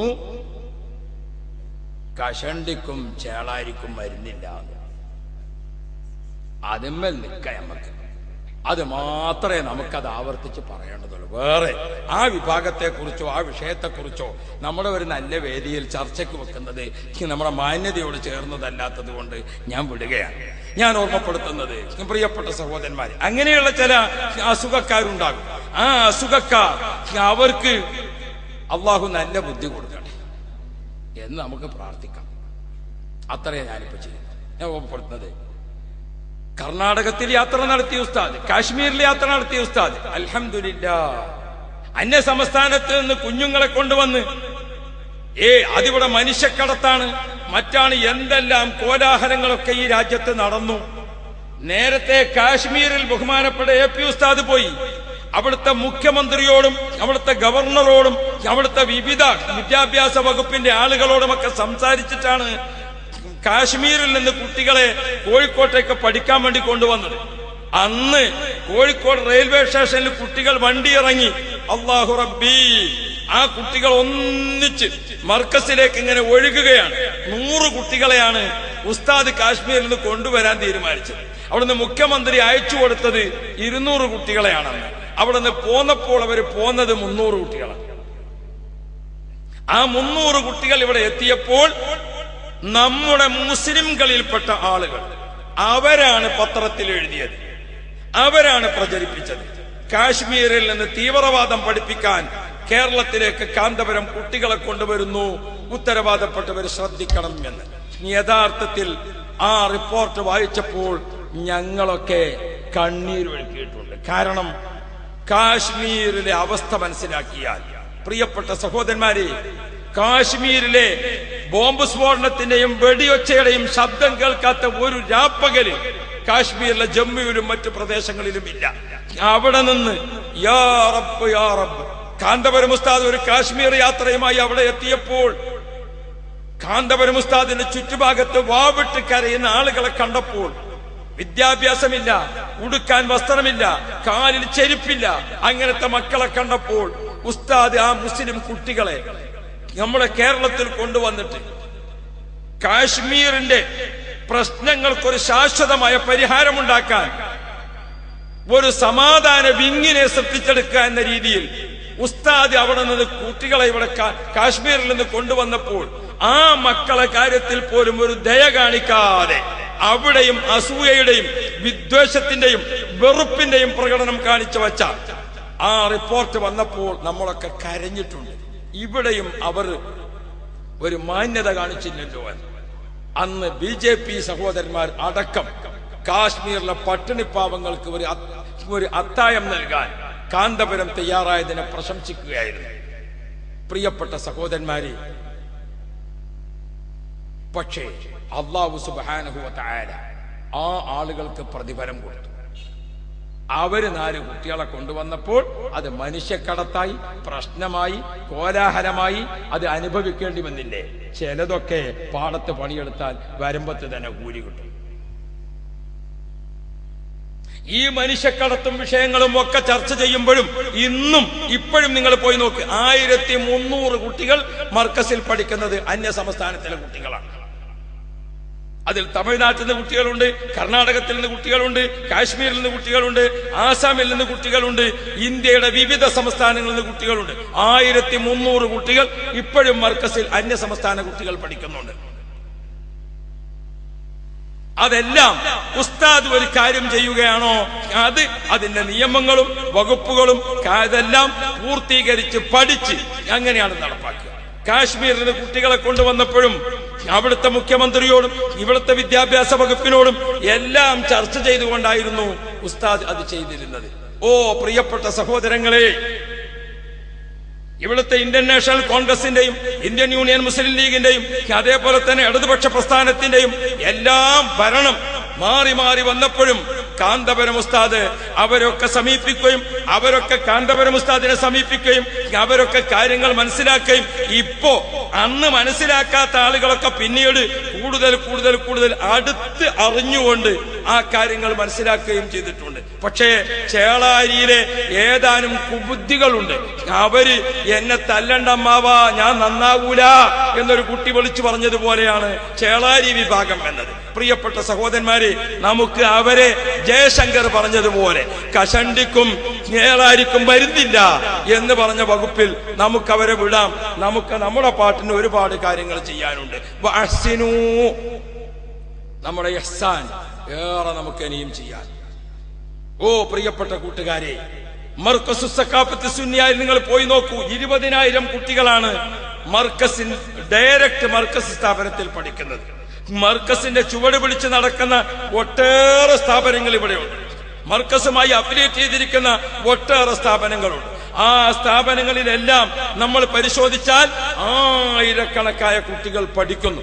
ഇത്രയും മക്കൾക്ക് വിദ്യാഭ്യാസം നൽകുമ്പോൾ മർക്കസിലെ 20,000 കുട്ടികളിൽ ഏകദേശം 6,000-നും 7,000-നും ഇടക്ക് കുട്ടികൾ മർക്കസ് പഠിപ്പിക്കുന്ന കുട്ടികളാണ്. അവരുടെ താമസം, ഭക്ഷണം, അവരുടെ പ്രാഥമിക ചികിത്സ, അവരുടെ വിദ്യാഭ്യാസം, അവർക്ക് വർഷത്തിൽ ഒരു സ്കൂൾ യൂണിഫോം, അവരുടെ പെരുന്നാൾ ഡ്രസ്സ്, ഇതൊക്കെ കൊടുത്തുകൊണ്ട് പോറ്റുന്ന മക്കൾ. ഓ പ്രിയപ്പെട്ടവരെ, ഒരു ചാക്ക് അരി മർക്കസിന് കൊടുത്തുകൊണ്ട്, ഒരു തേങ്ങ മർക്കസിന് കൊടുത്തുകൊണ്ട് നമ്മൾ മർക്കസിനെ സഹായിക്കാൻ പറ്റുമോ? ഇല്ലേ. നമുക്കൊരു നല്ല വാക്ക് പറഞ്ഞുകൊണ്ട് അവിടെയാണ് നമ്മൾ നിൽക്കേണ്ടത്. ഞാൻ ദീർഘിപ്പിച്ച് പറയേണ്ട കാര്യമില്ല. മർക്കസു സഖാഫത്ത് സുന്നിയ അത് KG മുതൽ തുടങ്ങി PG വരെ പൂർത്തിയായപ്പോൾ, KG ക്ലാസ് തുടങ്ങിയിട്ട് അത് PG വരെ പൂർത്തിയായപ്പോൾ ഇപ്പോൾ മർക്കസ് അതിന്റെ ഉന്നതമായ വിദ്യാഭ്യാസ നിലവാരത്തിന് വേണ്ടി നമ്മുടെ രാജ്യത്തെ തയ്യാറാക്കിയിട്ട് നോളജ് സിറ്റിയിലേക്ക് കടന്നിട്ടുണ്ട്. ആ നോളജ് സിറ്റിയുടെ ഔപചാരികമായ പ്രവേശനം, അതിന്റെ പ്രവൃത്തി ഉദ്ഘാടനം തുടങ്ങിയപ്പോൾ അന്ന് കേരളത്തിന്റെ മുഖ്യമന്ത്രി ഉമ്മൻചാണ്ടി സാർ ഏകദേശം 12ഓളം വരുന്ന മന്ത്രിമാരും MP-മാരും MLA-മാരും ഒക്കെ ഇരിക്കുന്ന ആ സ്റ്റേജിൽ വെച്ചുകൊണ്ട് മുഖ്യമന്ത്രി പറഞ്ഞു, ഇന്ത്യ മഹാരാജ്യത്തിന്റെ വികസനത്തിൽ സംസ്ഥാനങ്ങളെ വികസിപ്പിക്കുക അതൊരു വലിയ പദ്ധതിയാണ്. നമ്മുടെ കേരളത്തിന്റെ വികസനത്തിന് വേണ്ടി ഡൽഹിയിൽ നിന്ന് പ്രതിനിധികൾ വന്നു. 12 ആശയങ്ങൾ അടങ്ങുന്ന ഒരു ഫോർമുല സമർപ്പിച്ചപ്പോൾ അതിലേറ്റവും പ്രധാനപ്പെട്ട ഒന്നാമത്തേത് ഒരു നോളജ് സിറ്റി എന്നതാണ്. തിരുവനന്തപുരത്ത് ഞങ്ങൾ നോളജ് സിറ്റിക്ക് വേണ്ടി സ്ഥലം എടുത്തിട്ട് അതിന്റെ പ്രാഥമിക പ്രവർത്തനങ്ങളിലേക്ക് കാലുവെക്കാൻ തുടങ്ങിയിട്ടേ ഉള്ളൂ. അപ്പോഴേക്കും കാന്തപുരം ഉസ്താദ് 100 ഏക്കർ ഭൂമി വാങ്ങിയിട്ട് നോളജ് സിറ്റിയുടെ പ്രവർത്തനം ആരംഭിച്ചു കഴിഞ്ഞു എന്ന് പറഞ്ഞുകൊണ്ട് മുഖ്യമന്ത്രി ചെയ്ത പ്രസംഗം നിങ്ങൾ ഓർക്കുന്നില്ലയോ നാട്ടുകാരെ?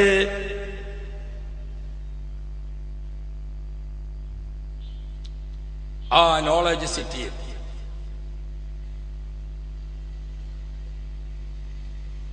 വിവിധ വിദ്യാഭ്യാസ സമുച്ചയങ്ങൾ നമ്മുടെ കാലഘട്ടത്തിന് അനുസൃതമായി വളർന്ന് ഉയർന്ന് പടർന്ന് പന്തലിച്ച് കാണുമ്പോൾ നേരത്തെ പറഞ്ഞ വിഭാഗത്തിന് അസൂയ കൂടി കൂടി വരും. ഞാൻ എന്റെ നാട്ടുകാരോട് സുഹൃത്തുക്കളോട് പറയുന്നത്, നോളജ് സിറ്റിയും മർക്കസു സഖാഫത്ത് സുന്നിയായും കാന്തപുരം ഉസ്താദുമൊക്കെ അമേരിക്കയിലല്ല, ആഫ്രിക്കയിലല്ല, മറ്റേതെങ്കിലും പുറം രാജ്യത്തല്ല, നമ്മുടെ നാട്ടിൽ നിന്ന് ഇങ്ങനെ കുറുക്കൻ അങ്ങോട്ട് പോയാൽ 3/4 മണിക്കൂർ യാത്ര ചെയ്താൽ കിട്ടാവുന്ന ദൂരത്താണ്. അതുകൊണ്ട് അറിയുക, പഠിക്കുക. ഞങ്ങളെ സംബന്ധിച്ചിടത്തോളം അപ്പുറത്തിരിക്കുന്ന എതിരാളികൾ, അവർക്ക് ദീർഘായുസിന് വേണ്ടി ഞങ്ങൾ ദുആ ചെയ്യും. കാരണം അവരുടെ എതിർപ്പ് ഞങ്ങളുടെ വളർച്ചയിൽ വലിയ പങ്ക് വഹിച്ചതാണ്. അവരുടെ എതിർപ്പ് നമ്മുടെ വളർച്ചയിൽ വലിയ പങ്ക് വഹിച്ചതാണ്.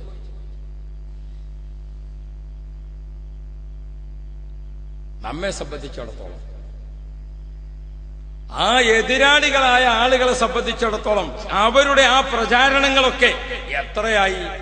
AP ഉസ്താദിനെ കുറിച്ച് ഏതെല്ലാം രൂപത്തിലുള്ള പ്രചാരണങ്ങൾ, എത്ര പ്രചാരണങ്ങൾ ഇവര് നടത്തുന്നോ അത്രയും സ്ഥാപനത്തിനും ഉസ്താദിനും വളർച്ചയുണ്ട്. അൽഹംദുലില്ലാഹ്. ഞാനിങ്ങനെ ഓർക്കും, ഒരു പക്ഷേ ഉസ്താദിന്റെ ദീർഘായുസിന് വേണ്ടി നമ്മളെക്കാട്ടിലും ദ്വാരക്കുന്നത് ചാളാരിക്കാരായിരിക്കും. കാരണം ഇവർ ജീവിച്ചിരുന്നെങ്കിലേ ഇവരെ ഹയാത്ത് നടക്കും. ഇവർക്ക് റിസ്ക് കിട്ടണമെങ്കിലും വേണം ആരുണ്ടാകുക, കാന്തപുരം ഉസ്താദിന് ഹയാത്ത് ഉണ്ടാകുക. അപ്പൊ അതുകൊണ്ട് ഞാൻ ആ ഭാഗം വിശദീകരിക്കുന്നില്ല. എന്റെ കൂട്ടുകാരോട് ഓർമ്മപ്പെടുത്തുന്നത്, പരിശുദ്ധ ദീൻ നമുക്ക് വ്യക്തമായി പഠിപ്പിച്ചു തന്ന ആശയങ്ങൾ ഈ കാലഘട്ടത്തിൽ വളർന്നു വരുന്ന തലമുറക്ക് അത് പകർത്തിക്കൊടുക്കേണ്ട ബാധ്യത നമുക്കുണ്ട്. ആ ബാധ്യത നിർവഹിക്കുകയാണ് മർക്കസ് ഇവിടെ ചെയ്തുകൊണ്ടിരിക്കുന്നത്. പ്രിയപ്പെട്ട സഹോദരന്മാരെ, ബഹുമാനപ്പെട്ട ശൈഖുനാ കാന്തപുരം ഉസ്താദ് ദീനീ പ്രബോധന പ്രവർത്തനത്തെ മാത്രം ലക്ഷ്യം വെച്ചുകൊണ്ട് ബഹുമാനപ്പെട്ടവർ അമേരിക്കൻ രാജ്യങ്ങളിൽ യാത്ര ചെയ്തു, ആഫ്രിക്കൻ രാജ്യങ്ങളിൽ യാത്ര ചെയ്തു, മധ്യേഷ്യൻ രാജ്യങ്ങളിൽ യാത്ര ചെയ്തു, പശ്ചിമേഷ്യൻ രാജ്യങ്ങളിൽ യാത്ര ചെയ്തു, GCCയുടെ എല്ലാ രാഷ്ട്രങ്ങളിലും ഉസ്താദ് യാത്ര ചെയ്തു. അവിടെ എല്ലാം ഉള്ള പണ്ഡിതന്മാർ, അവിടെയുള്ള ഇസ്ലാമിലെ ഉന്നത നേതാക്കൾ, അവരുമായൊക്കെ ബന്ധപ്പെട്ടപ്പോൾ ഇന്ന് നിങ്ങൾക്ക് അറിയുമോ, ലോകത്ത് ഇസ്ലാമിക ശരീഅത്തുമായി ബന്ധപ്പെട്ടുകൊണ്ട് ഒരു ആധികാരിക ചർച്ച ലോകത്ത് എവിടെ നടക്കുന്നുവോ ആ ചർച്ചയെക്കുറിച്ച് തീരുമാനിക്കുമ്പോൾ അതിൽ പ്രധാനമായി പ്രബന്ധം അവതരിപ്പിക്കാൻ ക്ഷണിക്കപ്പെടുന്ന ഇന്ത്യയിലെ മുസ്ലിം നേതാവ് ബഹുമാനപ്പെട്ട ശൈഖുനാ കാന്തപുരം ഉസ്താദാണ്. ലോക പണ്ഡിതന്മാർ ഇസ്ലാമിക ശരീഅത്തുമായി ബന്ധപ്പെട്ടുകൊണ്ട് ഈയിടെ ചികിത്സാ രംഗത്ത് വന്നിരിക്കുന്ന പുരോഗതിയിൽ അവയവദാനങ്ങളെ കുറിച്ച് ഖത്തറിൽ വെച്ചുകൊണ്ട് ഒരു വലിയ ലോക മുസ്ലിം പണ്ഡിതന്മാരുടെ ശരീഅത്ത് സമ്മേളനം ഉണ്ടായിരുന്നു. ആ സമ്മേളനത്തിൽ പ്രബന്ധം അവതരിപ്പിക്കാൻ ക്ഷണിക്കപ്പെട്ട ഇന്ത്യൻ പ്രതിനിധി ബഹുമാനപ്പെട്ട ശൈഖുനാ കാന്തപുരം ഉസ്താദല്ലേ. ഈജിപ്തിൽ വെച്ചുകൊണ്ട് അൽ അശാഇറത്തു, ലോകത്തെ ഏറ്റവും കൂടുതൽ മുസ്ലിങ്ങളുടെ അശ്അരിയ വിശ്വാസികളാണ്. ഇമാം അശ്അരി തങ്ങളെ കുറിച്ചും അശ്അരിയാക്കളെ കുറിച്ചും ലോക പണ്ഡിതന്മാർ അവിടെ ഒരു കോൺഫറൻസ് സംഘടിപ്പിച്ചു. ആ കോൺഫറൻസിൽ ഏറ്റവും ശ്രദ്ധേയമായ പ്രബന്ധം അവതരിപ്പിച്ചത് കാന്തപുരം ഉസ്താദാണ്. ഉസ്താദിന്റെ പ്രബന്ധത്തിന്റെ കോപ്പി അവരെല്ലാവരും ആവശ്യപ്പെടുകയായിരുന്നു. ആരാണ്? ഇമാം അശ്അരി റളിയല്ലാഹു അൻഹു. അശ്അരിയാക്കൾ ചെയ്തുകൊണ്ടിരിക്കുന്ന ഇസ്ലാം അതാണ് തീവ്രവാദമില്ലാത്ത ഇസ്ലാം, അതാണ് അശ്അരിയാക്കളുടെ ഇസ്ലാം. അഥവാ അഹ്ലുസുന്ന വൽ ജമാഅ അവർ തീവ്രവാദികളല്ല, അവർ ഭീകരവാദികളല്ല എന്ന് സമർത്ഥിച്ചുകൊണ്ട് ഇമാം അബുൽ ഹസൻ അശ്അരി തങ്ങളെയും അശ്അരിയാക്കളെയും ലോക മുസ്ലിം സുന്നികളായ വിശ്വാസികളെയും കുറിച്ച് ഉസ്താദ് അവതരിപ്പിച്ചു, പ്രബന്ധം അവതരിപ്പിച്ചു. അതായിരുന്നു അവിടെ ഏറ്റവും ശ്രദ്ധേയമായ പ്രമേയം. ഞാൻ എന്റെ പ്രിയപ്പെട്ടവരോട്, ലോക മുസ്ലിം പണ്ഡിതന്മാർ മാത്രമല്ല, നിങ്ങൾ അറിഞ്ഞില്ലേ, കർണാടക യാത്ര കഴിഞ്ഞ് ബഹുമാനപ്പെട്ട ശൈഖുനാ കാന്തപുരം ഉസ്താദ് കേരളത്തിലേക്ക് തിരിച്ചു വരികയാണ്. ആ തിരിച്ചു വരുന്ന സമയത്താണ് മക്ക ഗവർണറുടെ ഒരു phone. Hello Sheikh Abubakar Ahmed. Mecca governor സംസാരിക്കുകയാണ്. വർഷത്തിൽ 2 പ്രാവശ്യമാണല്ലോ കഅബ ശരീഫ് കഴുകുന്ന ആദരണീയമായ കർമ്മം നടക്കുന്നത്. ഈ പ്രാവശ്യം കഅബ ശരീഫ് കഴുകുന്ന കർമ്മം മറ്റന്നാൾ നടക്കുകയാണ്. നിങ്ങൾ ആ കർമ്മത്തിന് വരണം. ബഹുമാനപ്പെട്ട മക്കയുടെ ഗവർണർ AP ഉസ്താദിനെ ക്ഷണിക്കുകയാണ്. ഓ പ്രിയപ്പെട്ട സഹോദരന്മാരെ, കഅബ കഴുകുന്ന ചടങ്ങിൽ ബഹുമാനപ്പെട്ട ശൈഖുനാ കാന്തപുരം ഉസ്താദ് സംബന്ധിച്ചു. ആ കഅബ കഴുകൽ ചടങ്ങ് കഴിഞ്ഞ് ഉസ്താദ് തിരിച്ച് അബുദാബിയിൽ വന്നപ്പോൾ കർണാടക യാത്രയും കഅബ കഴുകലും കഴിഞ്ഞ് തിരിച്ചു വരുന്ന ഉസ്താദിന് അബുദാബിയിലെ മലയാളികളെല്ലാം ഒരു പൗരസ്വീകരണം ഏർപ്പെടുത്തി. അബുദാബി പട്ടണത്തിന്റെ ഹൃദയത്തിലുള്ള ഇന്ത്യൻ ഇസ്ലാമിക് സെന്റർ ഉണ്ട്. ആ ഇന്ത്യൻ ഇസ്ലാമിക് സെന്ററിലെ KMCCയുടെ പ്രസിഡന്റ് അദ്ദേഹവും അതേപോലെ തന്നെ അവിടുത്തെ 18ഓളം വരുന്ന മലയാളി സംഘടനകളുണ്ട്. ആ സംഘടനകളുടെ എല്ലാം പ്രമുഖ നേതാക്കളും ചേർന്ന് ഒരുക്കിയിരിക്കുന്ന വിശാലമായ സഭ, ഏകദേശം ഈ മൈതാനിയോട് സമാനമാകുന്ന ഹാൾ, ആ ഹാളിൽ നിറഞ്ഞ് കവിഞ്ഞു നിൽക്കുന്ന സദസ്സിലേക്ക് ബഹുമാനപ്പെട്ട കാന്തപുരം ഉസ്താദ് കടന്നു വന്നപ്പോൾ അവിടുത്തെ പൗരപ്രമുഖരായ മുഴുവൻ ആളുകളുമുണ്ട്, അറബി പ്രതിനിധികളുണ്ട്. അവരെല്ലാവരും നിറഞ്ഞ് ഉസ്താദിനെ സ്വീകരിക്കുന്ന ആ സ്വീകരണത്തിൽ ഉസ്താദ് മറുപടി പ്രസംഗം ചെയ്തപ്പോൾ ബഹുമാനപ്പെട്ടവർ പറഞ്ഞു, ഓ പ്രിയപ്പെട്ട സഹോദരങ്ങളെ, കഅബ ശരീഫ് കഴുകുന്ന ചടങ്ങിൽ എനിക്ക് സംബന്ധിക്കാൻ ഭാഗ്യം ലഭിച്ചു. ഞാൻ കഅബ ശരീഫിന്റെ ഉള്ളിൽ കയറി 4 ഭാഗത്തേക്കും തിരിഞ്ഞ് ഞാൻ നിസ്കരിച്ചു. അപ്പോൾ അതിന്റെ മധ്യത്തിൽ ഒരു സ്ഥലത്ത് ഒരു വെള്ള മാർബിൾ കല്ല് കാണുന്നുണ്ട്.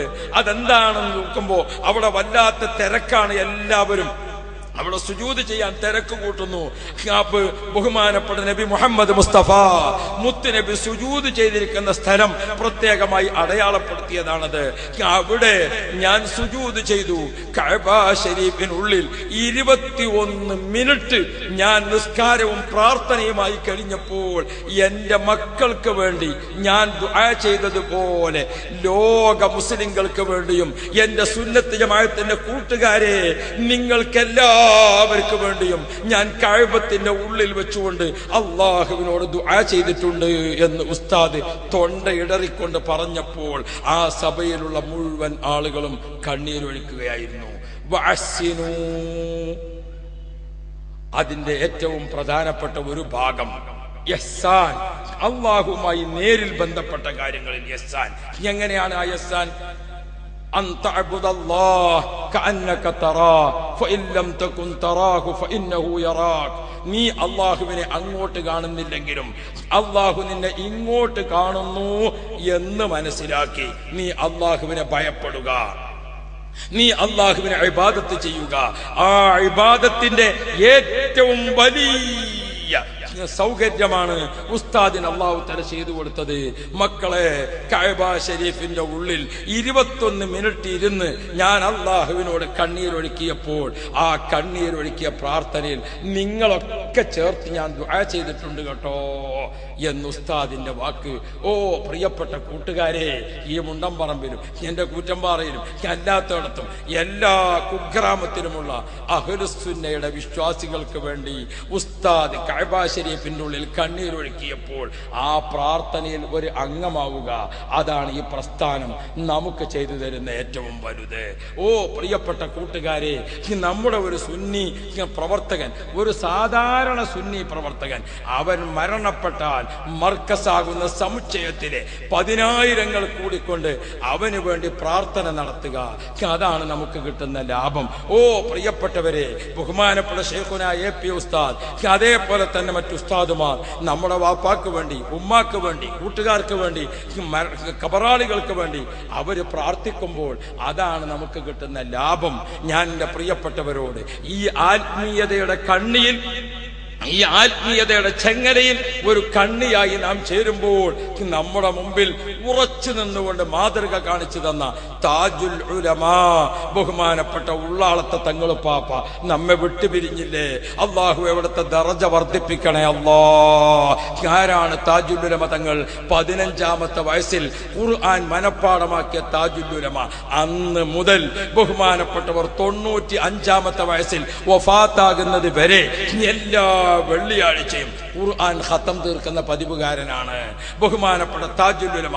റമളാൻ അല്ലാത്ത കാലത്ത്, റമളാനിൽ എത്രയെന്ന് പറയാൻ പറ്റില്ല, റമളാൻ അല്ലാത്ത കാലത്ത് എല്ലാ വെള്ളിയാഴ്ചയും താജുൽ ഉലമ ഖുർആൻ ഖത്തം തീർത്ത് ദുആ ചെയ്യുന്ന ആളാ. കാരണം റസൂലുള്ളാഹി തങ്ങൾ ഖത്മുൽ ഖുർആനെ പറ്റി ചോദിച്ചപ്പോൾ മിനൽ ജുമുഅത്തി ഇലൽ ജുമുഅ, ഒരു വെള്ളിയാഴ്ച കഴിഞ്ഞാൽ അടുത്ത വെള്ളിയാഴ്ച ആകുമ്പോഴേക്ക് നിങ്ങൾ ഖത്തം തീർക്കണം, അത് ഖുർആനോട് കാണിക്കുന്ന മര്യാദയാണ് എന്ന് മുത്തുനബി പഠിപ്പിച്ചിട്ടുണ്ട്. അത് ജീവിതത്തിൽ 15-ാമത്തെ വയസ്സ് മുതൽ 95-ാമത്തെ വയസ്സിൽ വഫാത്താകുന്നത് വരെ എല്ലാ വെള്ളിയാഴ്ചയും ഖുർആൻ ഖത്തം തീർത്തിരുന്ന പതിവുകാരനാണ് താജുൽ ഉലമ ഉള്ളാളത്തെ തങ്ങൾ അവർകൾ.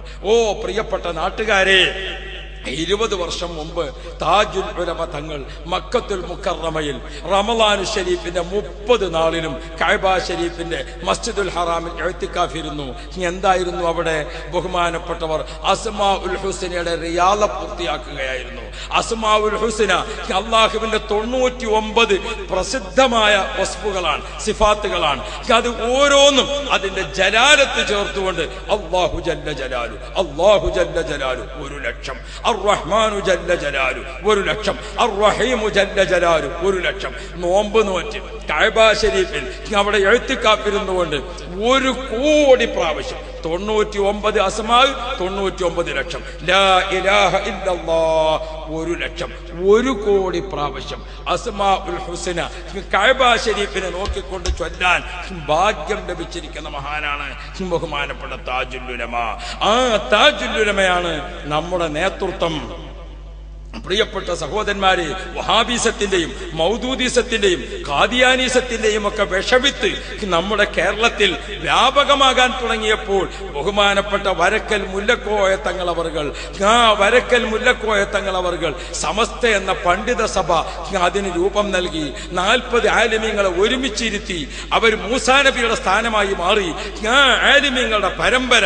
പ്രിയപ്പെട്ട സഹോദരന്മാരെ, ഈ അഹ്ലുസുന്ന വൽ ജമാഅയെ ജനാധിപത്യ രാജ്യത്തെ ശക്തിപ്പെടുത്തി വന്ന സമസ്ത എന്ന പണ്ഡിത സഭ അത് വളർന്നപ്പോൾ അതിന്റെ ആശയങ്ങളെ യുവജനങ്ങളിലേക്കും ബഹുജനങ്ങളിലേക്കും എത്തിക്കുന്നതിന് സുന്നി വചന സംഘം എന്ന ആദർശ പ്രസ്ഥാനമായി സമസ്തയുടെ കീഴിൽ പ്രിയപ്പെട്ട സഹോദരന്മാരെ, സമസ്ത എന്ന പണ്ഡിത സഭ, പണ്ഡിതന്മാർ അവർ രൂപീകരിക്കുന്ന ആശയങ്ങളും അവർ പഠിപ്പിക്കുന്ന ആശയങ്ങളും സാധാരണക്കാർക്ക് സ്ഫുടമായ മലയാളത്തിൽ നല്ല ഭാഷയിൽ പ്രസംഗിച്ചു കൊടുക്കാൻ ഒരു പണ്ഡിതൻ വളർന്നു വന്നു.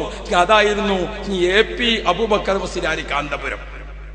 അന്ന് ജീവിച്ചിരുന്ന ഔലിയാക്കൾ ബഹുമാനപ്പെട്ട ശൈഖുന ചാപ്പനങ്ങാടി ബാപ്പു മുസ്ലിയാരെ പോലുള്ള മഹാന്മാർ, മർഹൂം പാണക്കാട് PMS പൂക്കോയത്തങ്ങളെ പോലുള്ള മഹാന്മാർ. പ്രിയപ്പെട്ട സഹോദരന്മാരെ, മർഹൂം പാണക്കാട് PMS പൂക്കോയത്തങ്ങളവർകൾ, അതേപോലെ തന്നെ ബാഫക്കി തങ്ങളവർകൾ, ചാപ്പനങ്ങാടി ബാപ്പു മുസ്ലിയാർ, അവരുടെയൊക്കെ ദറജ അല്ലാഹു തആല ഉയർത്തി കൊടുക്കുമാറാവട്ടെ. ഓ പ്രിയപ്പെട്ടവരെ, സമസ്തയുടെ അക്കാലത്തെ നേതാക്കളായ കണ്ണിയത്ത് അഹമ്മദ് മുസ്ലിയാർ അല്ലാഹു ദറജ വർദ്ധിപ്പിച്ചു കൊടുക്കുമാറാവട്ടെ. ശംസുൽ ഉലമ EK അബൂബക്കർ മുസ്ലിയാർ അവരുടെയൊക്കെ പദവി അല്ലാഹു കൂട്ടിക്കൊടുക്കുമാറാവട്ടെ. ആ മഹാരഥന്മാരൊക്കെ ജീവിച്ചിരിപ്പുള്ള കാലത്ത് അന്ന് സമസ്തയുടെ ആശയങ്ങളെ സാധാരണക്കാർക്ക് മനസ്സിലാക്കി കൊടുക്കാൻ, സ്ഫുടമായ മലയാളത്തിൽ പ്രസംഗിച്ചുകൊണ്ട് വിശദീകരിച്ചു കൊടുക്കാൻ ഒരു ചെറുപ്പക്കാരനായ പണ്ഡിതൻ വളർന്നു വന്നപ്പോൾ പ്രിയപ്പെട്ടവരെ എല്ലാവരും പറഞ്ഞു AP പ്രസംഗിക്കട്ടെ, എല്ലാവരും പറഞ്ഞു AP പ്രസംഗിക്കട്ടെ. അങ്ങനെ നമ്മുടെ കേരളത്തിൽ വമ്പിച്ച മതപ്രസംഗ പരമ്പര, അതിലാകെ മരണവും മരണാനന്തര ജീവിതവും ഇതൊക്കെയാണ് ചർച്ച ചെയ്യല്. പിന്നെ മസലകൾ പറയുന്ന പഴയ വേളാള്. എന്നാൽ ഇസ്ലാമിന്റെ അഖീദ ഉറപ്പിക്കുന്ന തൗഹീദും ശിർക്കും തവസ്സുലും ഇസ്തിഗാസയും സുന്നത്തും ബിദ്അത്തും ഔലിയാക്കളും കറാമത്തും ഈ വക വിഷയങ്ങൾ ആധികാരികമായി നമ്മുടെ സ്റ്റേജുകളിൽ പറഞ്ഞ് പഠിപ്പിച്ചത് ബഹുമാനപ്പെട്ട ശൈഖുന കാന്തപുരം ഉസ്താദ്. അദ്ദേഹത്തിന്റെ ആ പ്രസംഗ വൈഭവം കണ്ടപ്പോൾ ബഹുമാനപ്പെട്ട സമസ്തയുടെ കണ്ണിയത്ത് ഉസ്താദും ശംസുൽ ഉലമയും ചാപ്പനങ്ങാടി ബാപ്പു മുസ്ലിയാരും മർഹൂം പാണക്കാട് തങ്ങൾ പാപ്പയും എല്ലാവരും ബഹുമാനപ്പെട്ട AP ഉസ്താദിനെ ചെറിയ പ്രായത്തിൽ തന്നെ സമസ്തയുടെ ഓഫീസ് സെക്രട്ടറി സ്ഥാനത്തേക്ക് കൊണ്ടുവന്നു.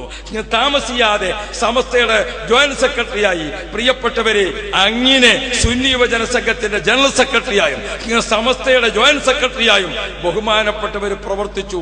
40 വർഷക്കാലം സമസ്തയുടെ വിവിധ പദവികൾ അലങ്കരിച്ചുകൊണ്ട് വന്ന കാന്തപുരം ഉസ്താദ് ഇപ്പോൾ സമസ്തയുടെ ജനറൽ സെക്രട്ടറി, ബഹുമാനപ്പെട്ട MA ഉസ്താദ് പ്രസിഡന്റ്. നമുക്ക് അവരുടെ തണലിൽ ഒരുമിച്ച് നിൽക്കാം. അല്ലാഹു നമ്മെ അനുഗ്രഹിക്കുമാറാവട്ടെ എന്ന് ദുആ ചെയ്തുകൊണ്ട് ഞാൻ വാക്കുകൾ ചുരുക്കുന്നു. പ്രിയപ്പെട്ട മുഅ്മിനുകളെ, ഈ ഇരിക്കുന്ന സൈനുൽ ആബിദീൻ ബാഫക്കി തങ്ങളെ പോലുള്ള ഒട്ടേറെ സയ്യിദന്മാരും മഹാന്മാരും നമ്മുടെ രാജ്യത്ത് നമ്മുടെ അറിവിലും പരിചയത്തിലും കഴിഞ്ഞുപോയ ഈ നൂറ്റാണ്ട്